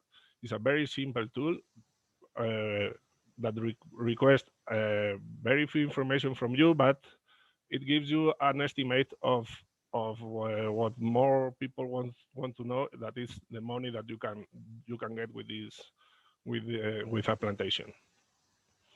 Of course, for calculating the profitability, you need a lot of factors that you can't know beforehand, but we have done some estimations and we are using some formulas to estimate all the money that is involved in this process. It only asks 4 parameters from the user, and it gives you a short table with the results and some recommendations. Here you can see the tool. Here you have some explanations about what is better to do in your poplar plantations. You have to do pruning. You have to keep your trunks straight. The best diameter is from 30 to 45 centimeters. The shift is between 12 and 18 years. Some statistics about the quality, data about the different quality that can have your poplars. If it is good, the diameter you should use to cut them. If it is medium quality or bad quality. And then here is the tool. You just have to enter the surface you are going to plant in hectares. The quality, good, medium, bad. Is it necessary to de-stamp? Yes or not, and if it is deep root planting possible. If you click yes, you get another option that allows you to say the depth of the water, if it is between 1.5 and 2.5 meters or between 2.5 and 4, because the prices, the growth will be different of the poplars. So you just click there and you get a very simple results. Some more advices about and specifications about these results, that they are obviously an estimation, and what everybody wants to see, that this is table here, the income per hectare and year, but in this case for what I chose is 1,200 euros. The expenses per year is around a little bit more than 300. So the benefit is almost 1,000 euros per year, and in the total shift of your forest, you will have around 14,000 euros. Here you also have some recommendations as before for taking care of your plantation. And as I said, this is only an estimate. Of course, this is not a real price. The prices are updated until 2016, so we will have to do an update soon to get more realistic prices. But at least it's a tool for beginners, I could say, that want to try or want to know if they can try to plant forest in the poplar in their forest or their lands. So this simple tool, this is the statistics of the portal. We started it in 2016. We are very happy with the visits, almost 200,000 in less than 5 years, 100 visits per day.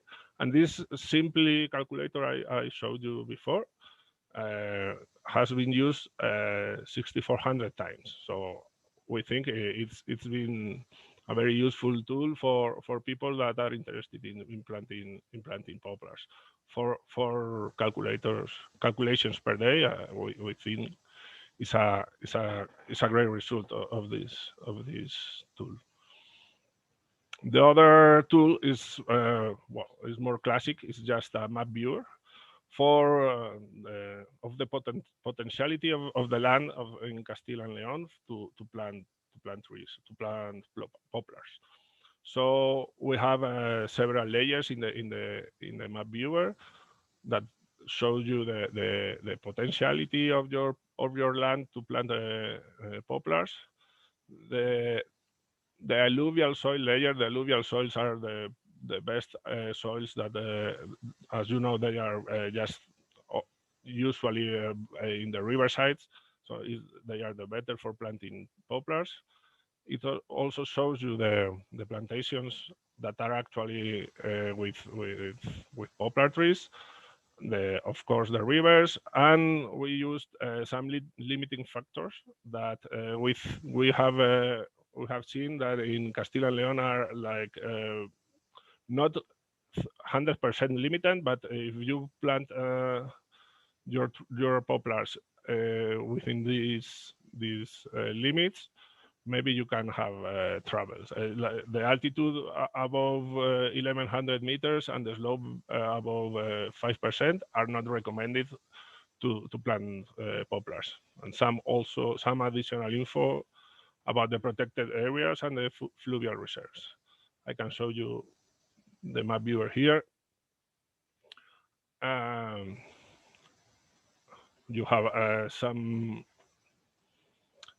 information about how this has been created, these layers in this viewer, and you can see the layers I told you before. Now we have well, I can show you only one better. This is the potential areas for poplar. That this is the result of combination of several poplar inventories that have been done in the region in the past years. We know that, well, I told you about this later. If we combine this with the altitude and the slope, then the altitude is no, this is the slope is in brown, the altitude is in gray, but together they show you where you shouldn't plant poplars because the conditions would not be good.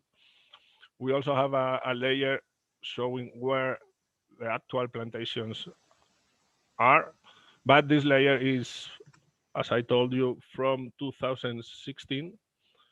And we know that there has been a national map created by the ministry in this year, and we have to upload it here because we don't have it yet. But as the poplar are very, very fast growing trees, we need to update it as soon as possible to see the real state of the poplars.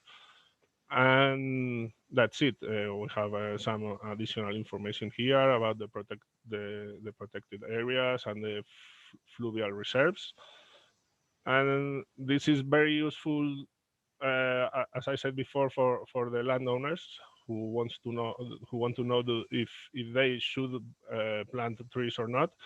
One thing that is important is the money, as I said before, and the other thing is if my land is suitable for poplars. So that's it from my side. These are the two tools, and I hope you enjoyed it. Thank you.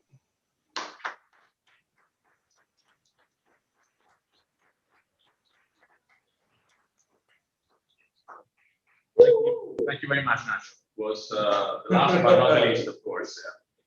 Very interesting presentation. So we finished the round of the technical presentation. Now we should have a break, but I propose not to do the break because I guess for you that are connected online, it's not very good because you cannot take a coffee with us, and so maybe we can proceed with the last part of the workshop, meaning the round table on the digitalization of the sector, and taking a last little hour before finishing, more or less 1 hour before this expected time. I would like to ask to our experts to join the main table. I also see recently connected our last appointed Rosewood expert from the University of Vigo, Professor Juan Picos. Thank you very much, Juan, for being with us. And I would like to start maybe with my boss, Pablo, the director of the Sesión Foundation, is with us. I guess you can use your profile. Well, the main question for everybody is the same.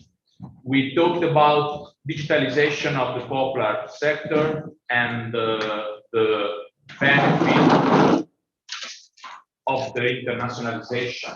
The question so for you is there room for improvement? Pablo. Well, thank you very much. Thank you very much for the welcoming, and thank you very much for letting me start today this roundtable. And the question you're putting on the table, I think, is it's a key point, because what we expect next year of digitalization, it's a huge change in the way we have worked till the moment, not only in Poplar, but also in all the forestry sector. And there, I'd like to point to several things. First of all, what we have seen first in this presentation with David, which is the remote sensing information, which is going to allow us to have a knowledge of the forestry resources as we have never imagined before. And that's it. It's a big point, and a key point in forest management, and in providing to the society a real-time and continuous cover information of what we have and what is happening with the forest. Recently, last year, we have seen a paper highlighting an increase, maybe an increase of the harvest in Europe, which afterwards, with the EFI work, we have seen that this information was not real. So society needs a real time and a clear and precise information. And this is one of the key points for the forest sector.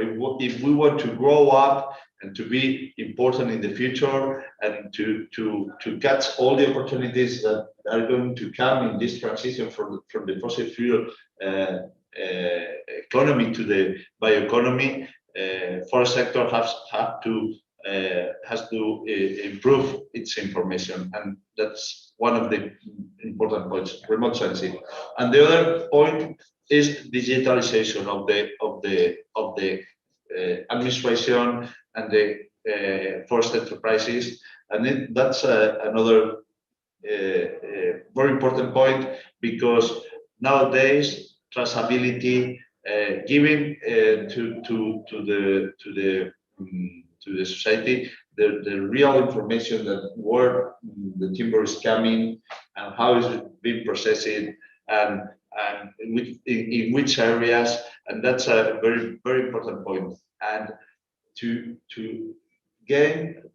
we can improve the competitiveness of the sector. It's important to integrate in all the companies and all the SMEs the digitalization. So these 2 points are crucial, and to me, there's a big opportunity for private companies, and of course, as research centers and technological centers, we have to work with these technology providers in order to put all this technology on the table and useful for the society and for the companies.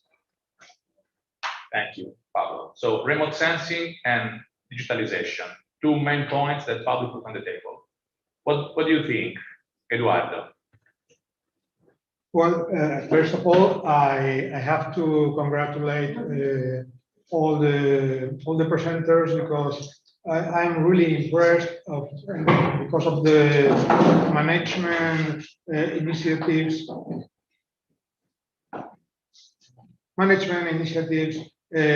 by Somasil, for example, and also by the remote sensing initiatives. I think that there is a long way ahead, and at last maybe we or the industry or the companies will be able not only to measure the volumes but to evaluate the value of the fellings.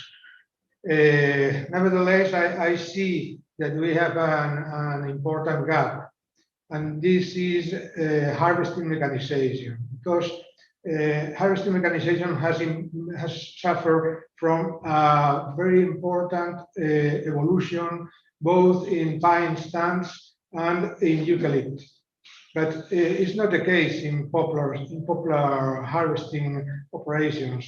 I see that most of the harvesting operations are performed by chainsaw and are assisted by front loaders or other kind of civil or agricultural tractors. And this, I think, is mainly due to two reasons. One of these is the terrain conditions are easy, so it's possible to make this kind of mechanized harvesting. And the second one is people have a concern about the possible damages of the harvesting machines when felling the poplar trees, because of the growth stress that can make damages, but or even the inaccurate length measurements of the harvesters, and also the possible surface damages in the logs. But all of those things have been studied in Italy, and they have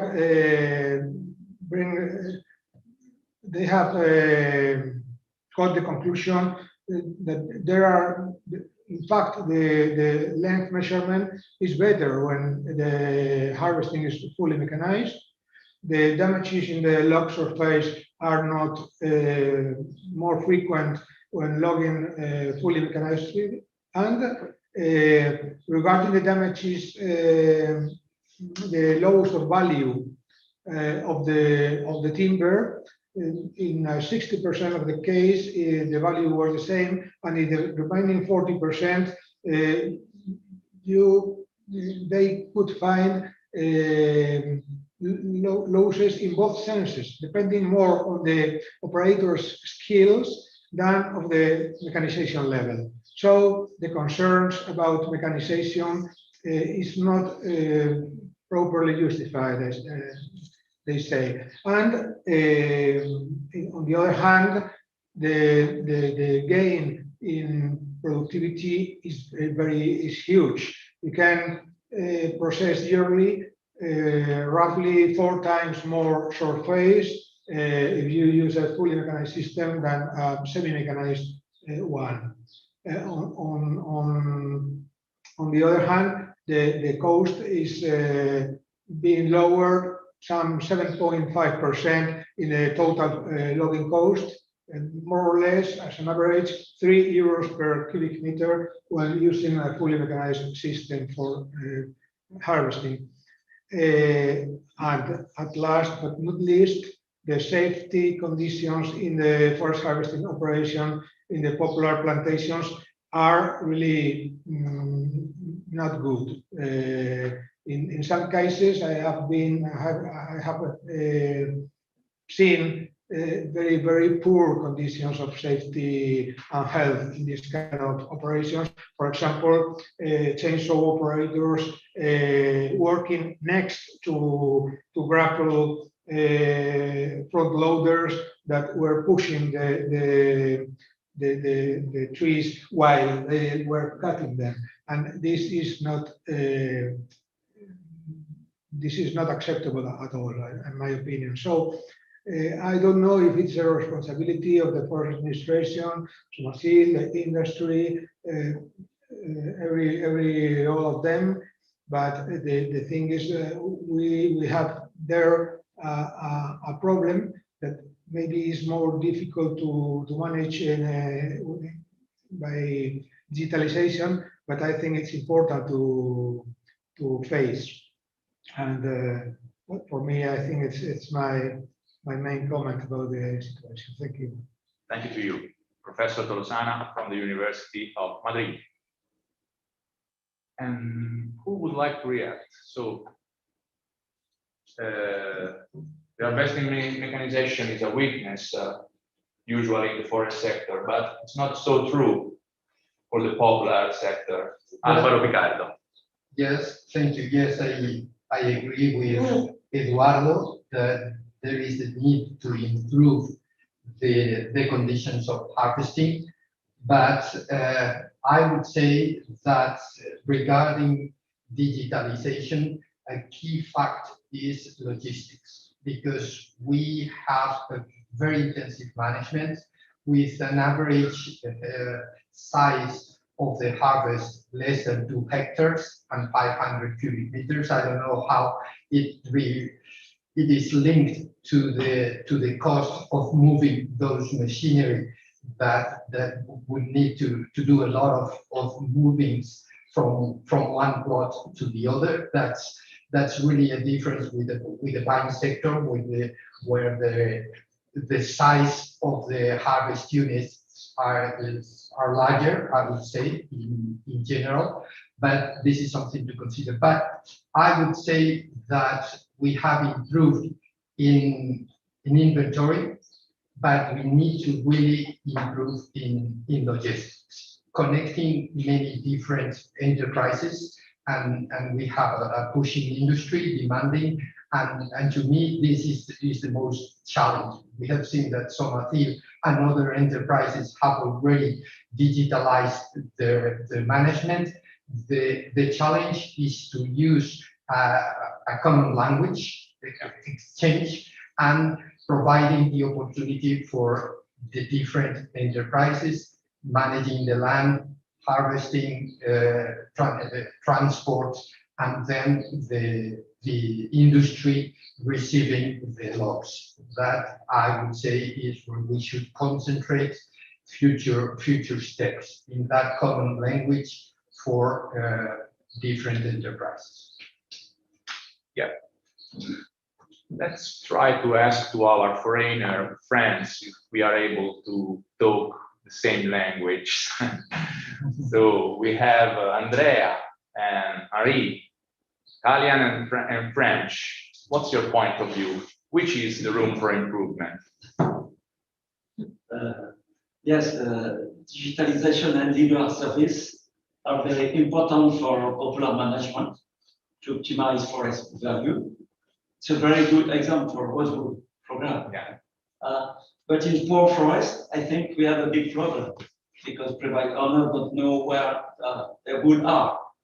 So we need more information and communication. I think it's important with the carbon market to contribute to log trees and to cut trees and to make more value with carbon bond. Understand my meaning? I think it's a good example of popular management with cultivate forests, but we have also the poor forest to understand. I think digitalization is a tool, but not perhaps sometimes not the more important. I think because private owner sometimes in front are very old and they don't know informatics. Yeah. And you are a private owner, actually. Yes, I don't use digitalization. I prefer to go in my forest with my quad, with my motorbike to see the tree before to have. I think we need practical. But I think it's a very good tool, although with information and communication. Good. Thank you for your point of view. Andrea. Well, I bring the Italian example from a leading powerhouse in the poplar production to a really small and really weak sector. Mainly, also with the discussion that we had previously with the Dr. Ricardo. The main factor, and actually this is the key factor for me, that regards digitalization and so on, is that to keep the profitability of this sector.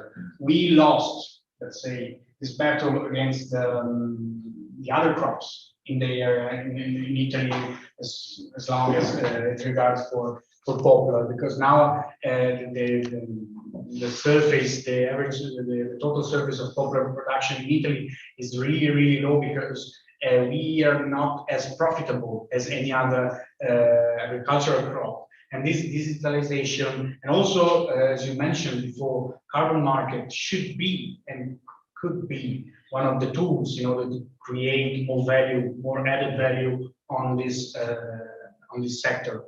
At the moment, the prices are kind of low because of a lot of several other factors, such as windstorms, and so on, and also global market.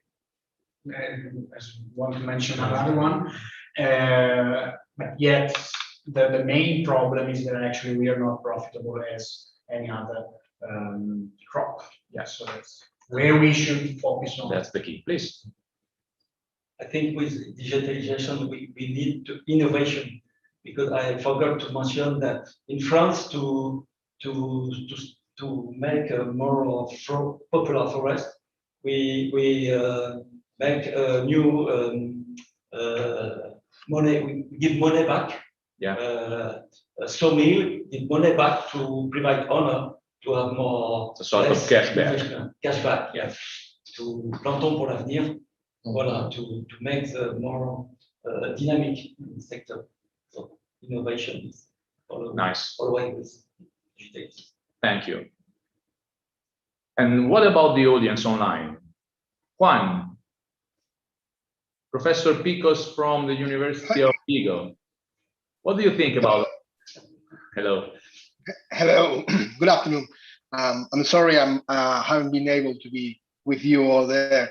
That I will really love to, because there's too many times in these Zooms meetings. So it's good to see people starting to be offline at last. But I'm afraid I could not join you today.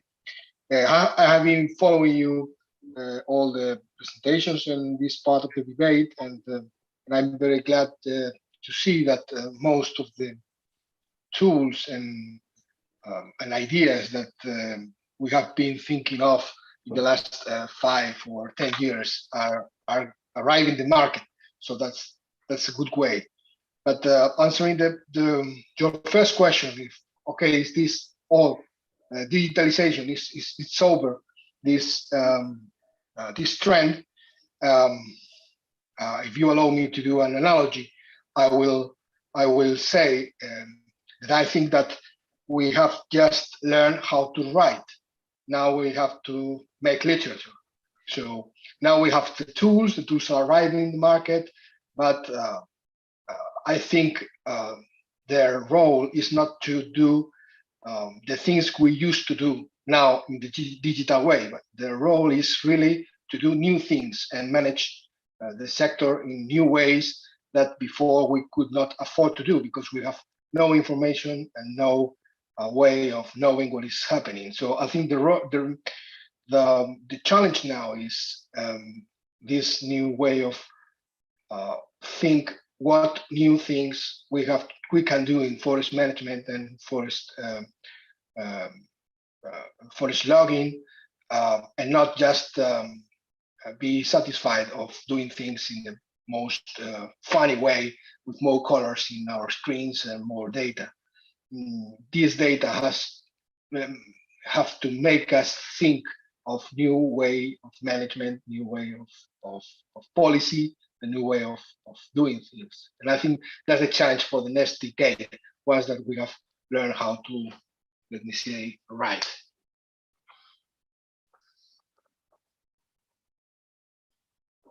I was not talking alone. You can hear me, okay. It's okay. Today is somehow digitalization also, because all these Zoom teams, Zoom meetings that we are a little bit bored about, it's a very important way to collaborate in another scale that we have not been able to do it before, and now we are in another scheme. And this is one thing that should make us more integrated and to share more quickly all the new initiatives. Yeah, sure. Thank you, Pablo. I would like to give the floor to our Portuguese colleagues, Susana and Susana from the University of Lisbon, and we have as well Graça. Please, Susana. Okay, good afternoon to everyone. So as you may know or not, in Portugal, we don't have poplar. It's unlike the situation there in Spain. Poplar is not one of our main tree species.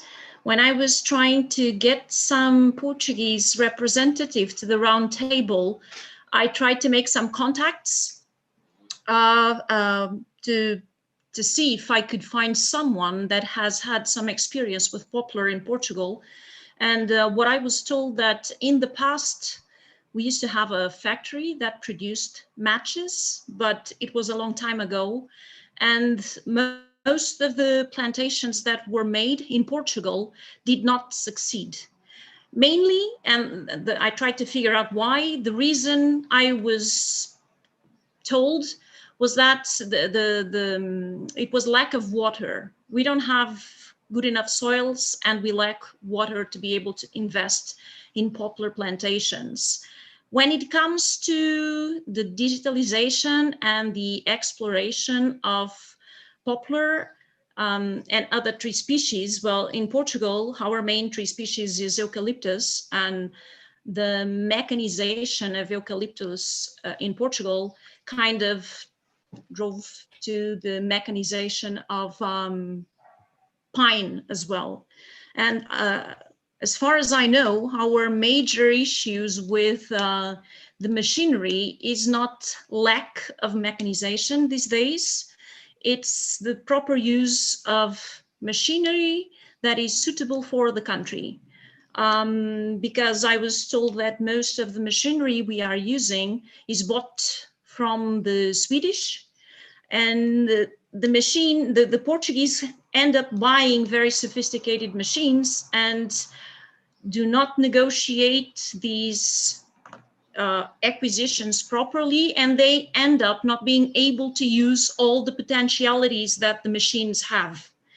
So it's this is the information I've been provided. So sometimes it's not so much the fact that you are trying to mechanize and digitalize is the issue, that people are not being able to take all the advantages produced that are available in the machines. I was told that with the harvesters, they have this computer in the harvester that allowed the person operating the machine to be able to take a note, and by the end of the day, knowing how much wood has been cut.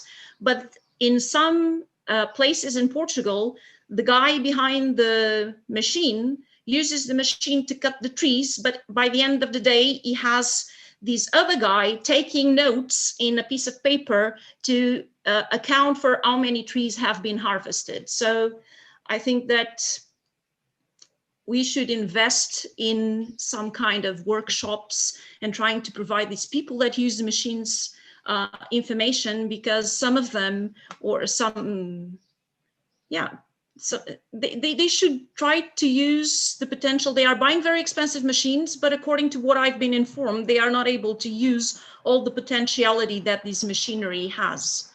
So in the end of the day, they make huge investments and they still have to have a guy taking notes in a piece of paper by the end of the day.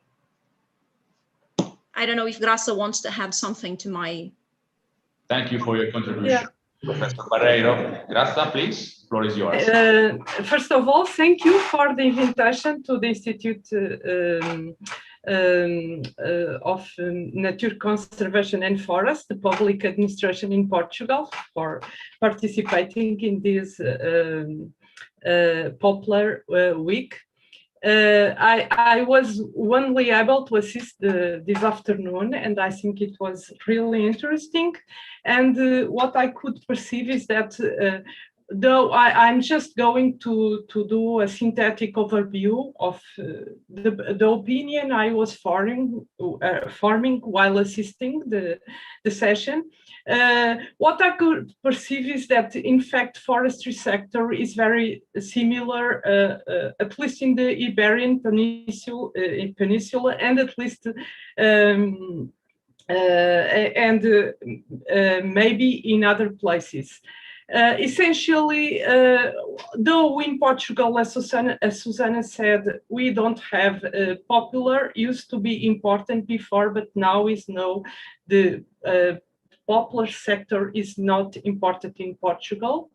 But what I could perceive is, in fact, forest sector, the approach and the perspective is almost dual. We have high-tech technological advances that are being applied, maybe especially in industries, by industries, but we have in the production side huge limitations to the use of those technologies. So I think organizing production at forests is very important to promote the development of the sector. And that was what I could see. Also, as Álvaro Pico said, I think for that to organize production and promote forest sector as a whole, I think it's really important to increase rentability of the production side in forest. And though I didn't hear that in the section, but I think the ecosystem services, the payments to ecosystem service are really important. So that's it. Thank you.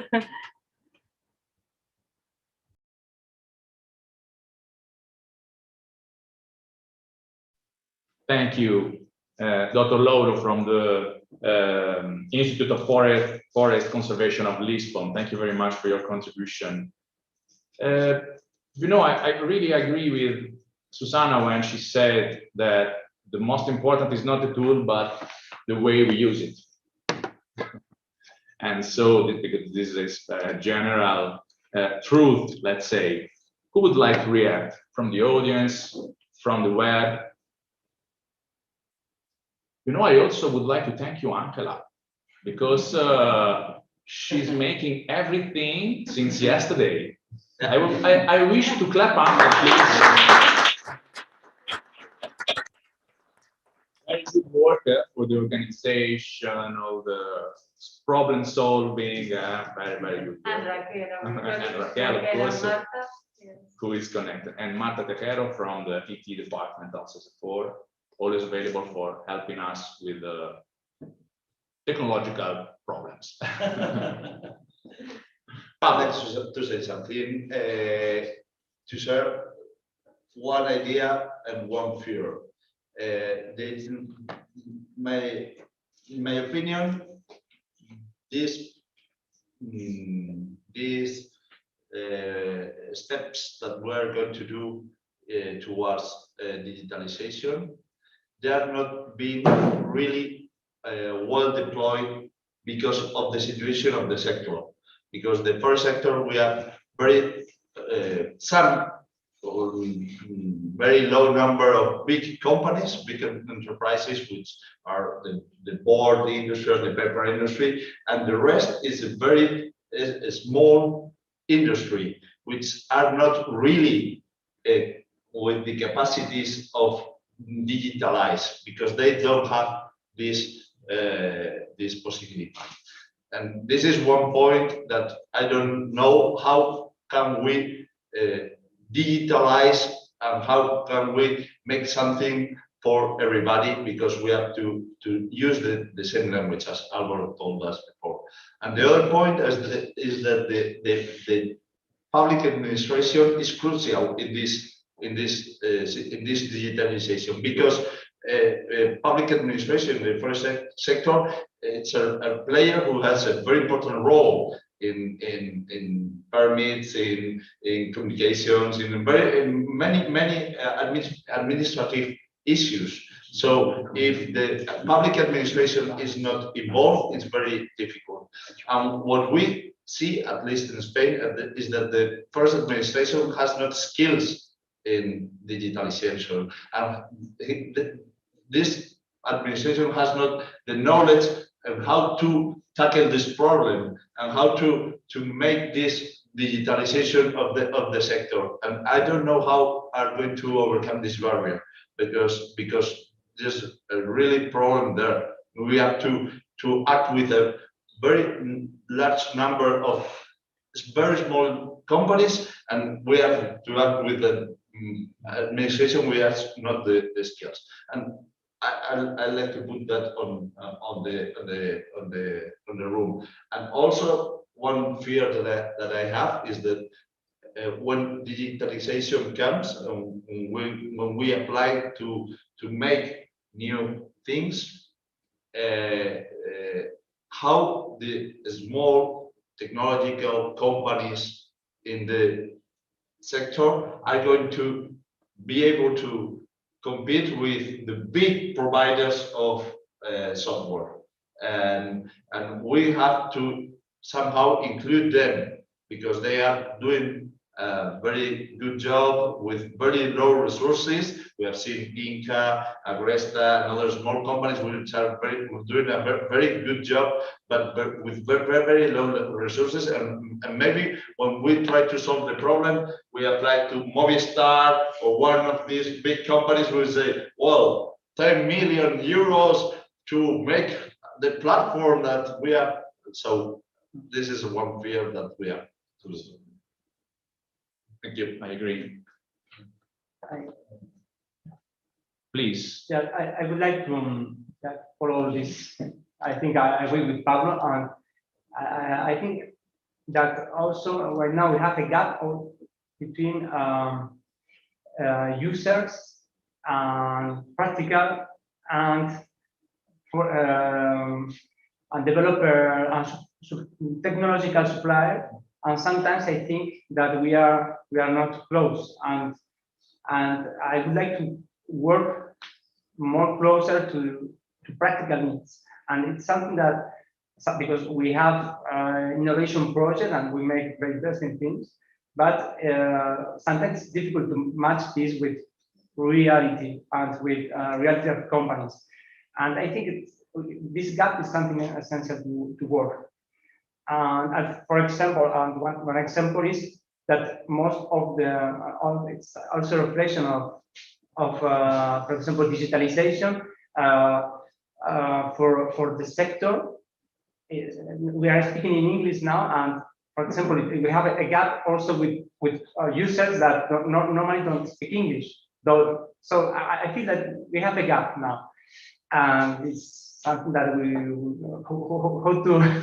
This is a challenge that digitalization is, for me, is the main difficulty. And maybe when young people will start working for the sector, a big company will make maybe a digital solution that will, as said Pablo, will make something that maybe Agresta and other smaller companies that are working in technological solution will be out of this big movement. So. Thank you very much, David. Yeah. Please, we have an intervention from the audience. Can you introduce yourself, please? Yes. Shall I get closer?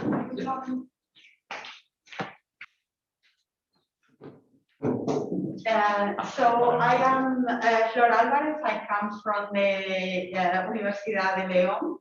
We have a campus here, like 10 kilometers away from here, and that's where we get the new forest engineers. And I think that it's really related to what you just said. We have this gap that comes not just from the owners or the people or working in the woods. Is that it's also it has to do with the kind of like learning that the people who are working now as technicians in the forest they got. It's like 20 years ago, working with GIS, LiDAR, and so on was not something common in the faculties of forestry. Why now is something that everyone in a bachelor degree is getting and is learning. So they are really familiar with those tools. So I'm pretty sure we are going to notice that. And because they are very used to using all these digital tools, and so that's another important part of the digitalization of the sector. And it's like the new forest engineers or the new technicians coming to the field. And for them, technology is not a barrier. English is not a barrier. It's something that they come with. And also, when they get into a master's degree, they are also looking for that. And that's why the masters, which have a like high load of digitalization and learning all these tools, they have lots of applications. Like we have more than 400 applications. So I think that's something that is going to help the sector and the digitalization a lot. So I think that's something to take as well into account. That is going to speed up everything. Thank you very much, Flora, for your intervention. Very good.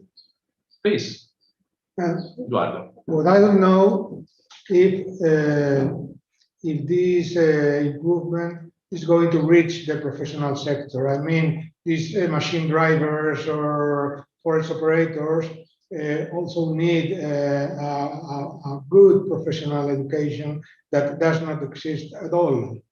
And that's a problem that I think that some companies are being conscious of that. For example, ENCE and other companies are trying to do something to improve the situation. But as far as I think that Susana is right, that people who drives the machines doesn't have all the capabilities to take all the advantages of the new technologies that are in a level that it was really unknown 10 years ago. That's an important thing. Yeah, I agree.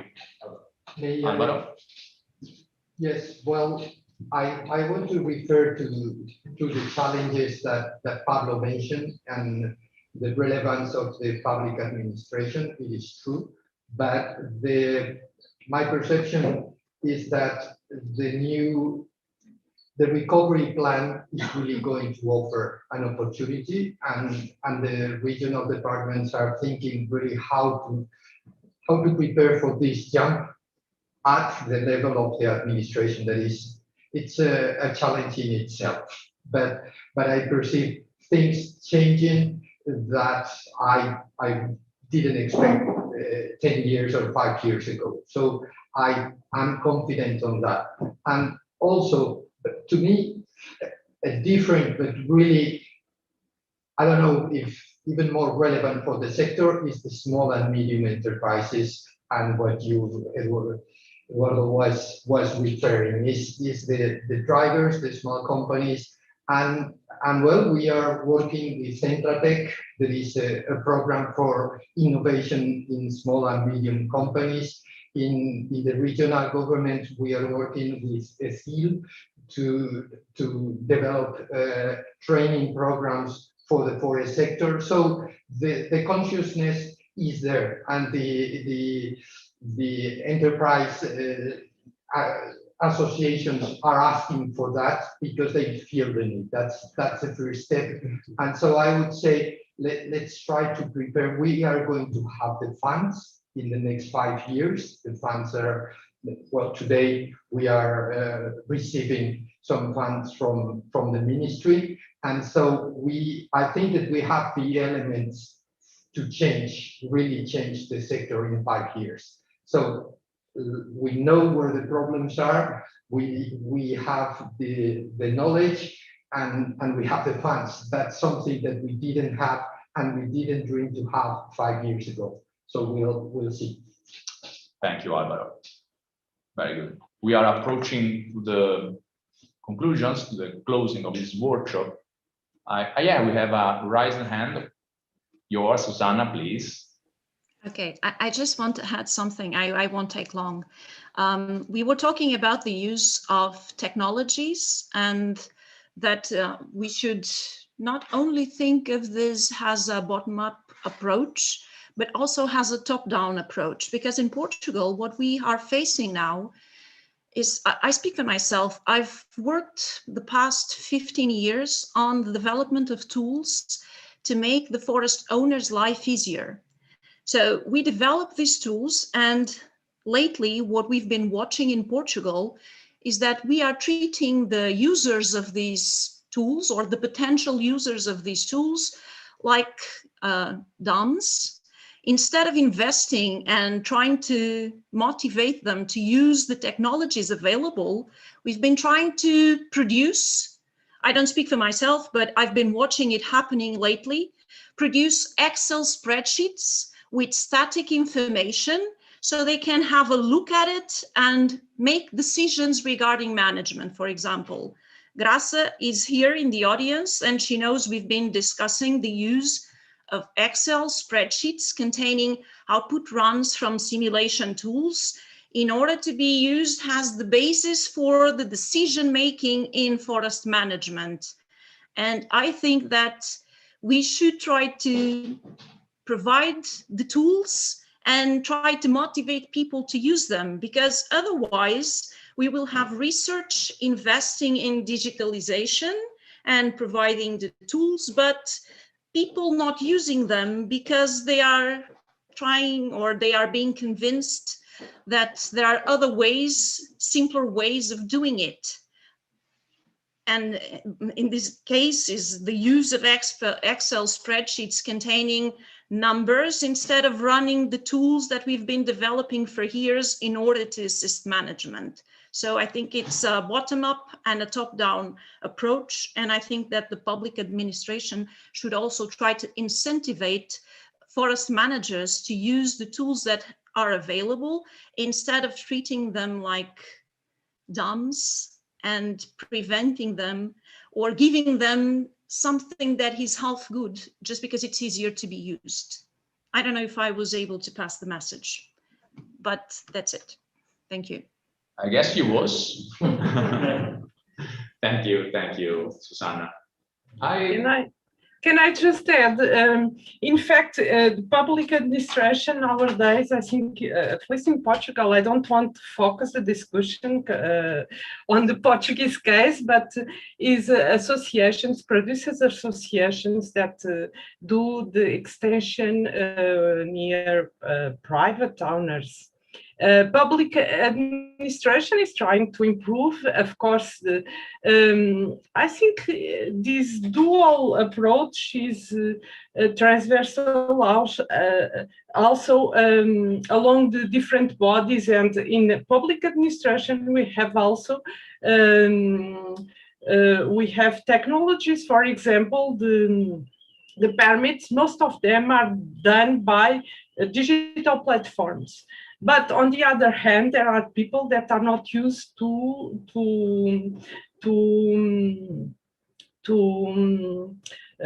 these new technologies, and they cannot use it.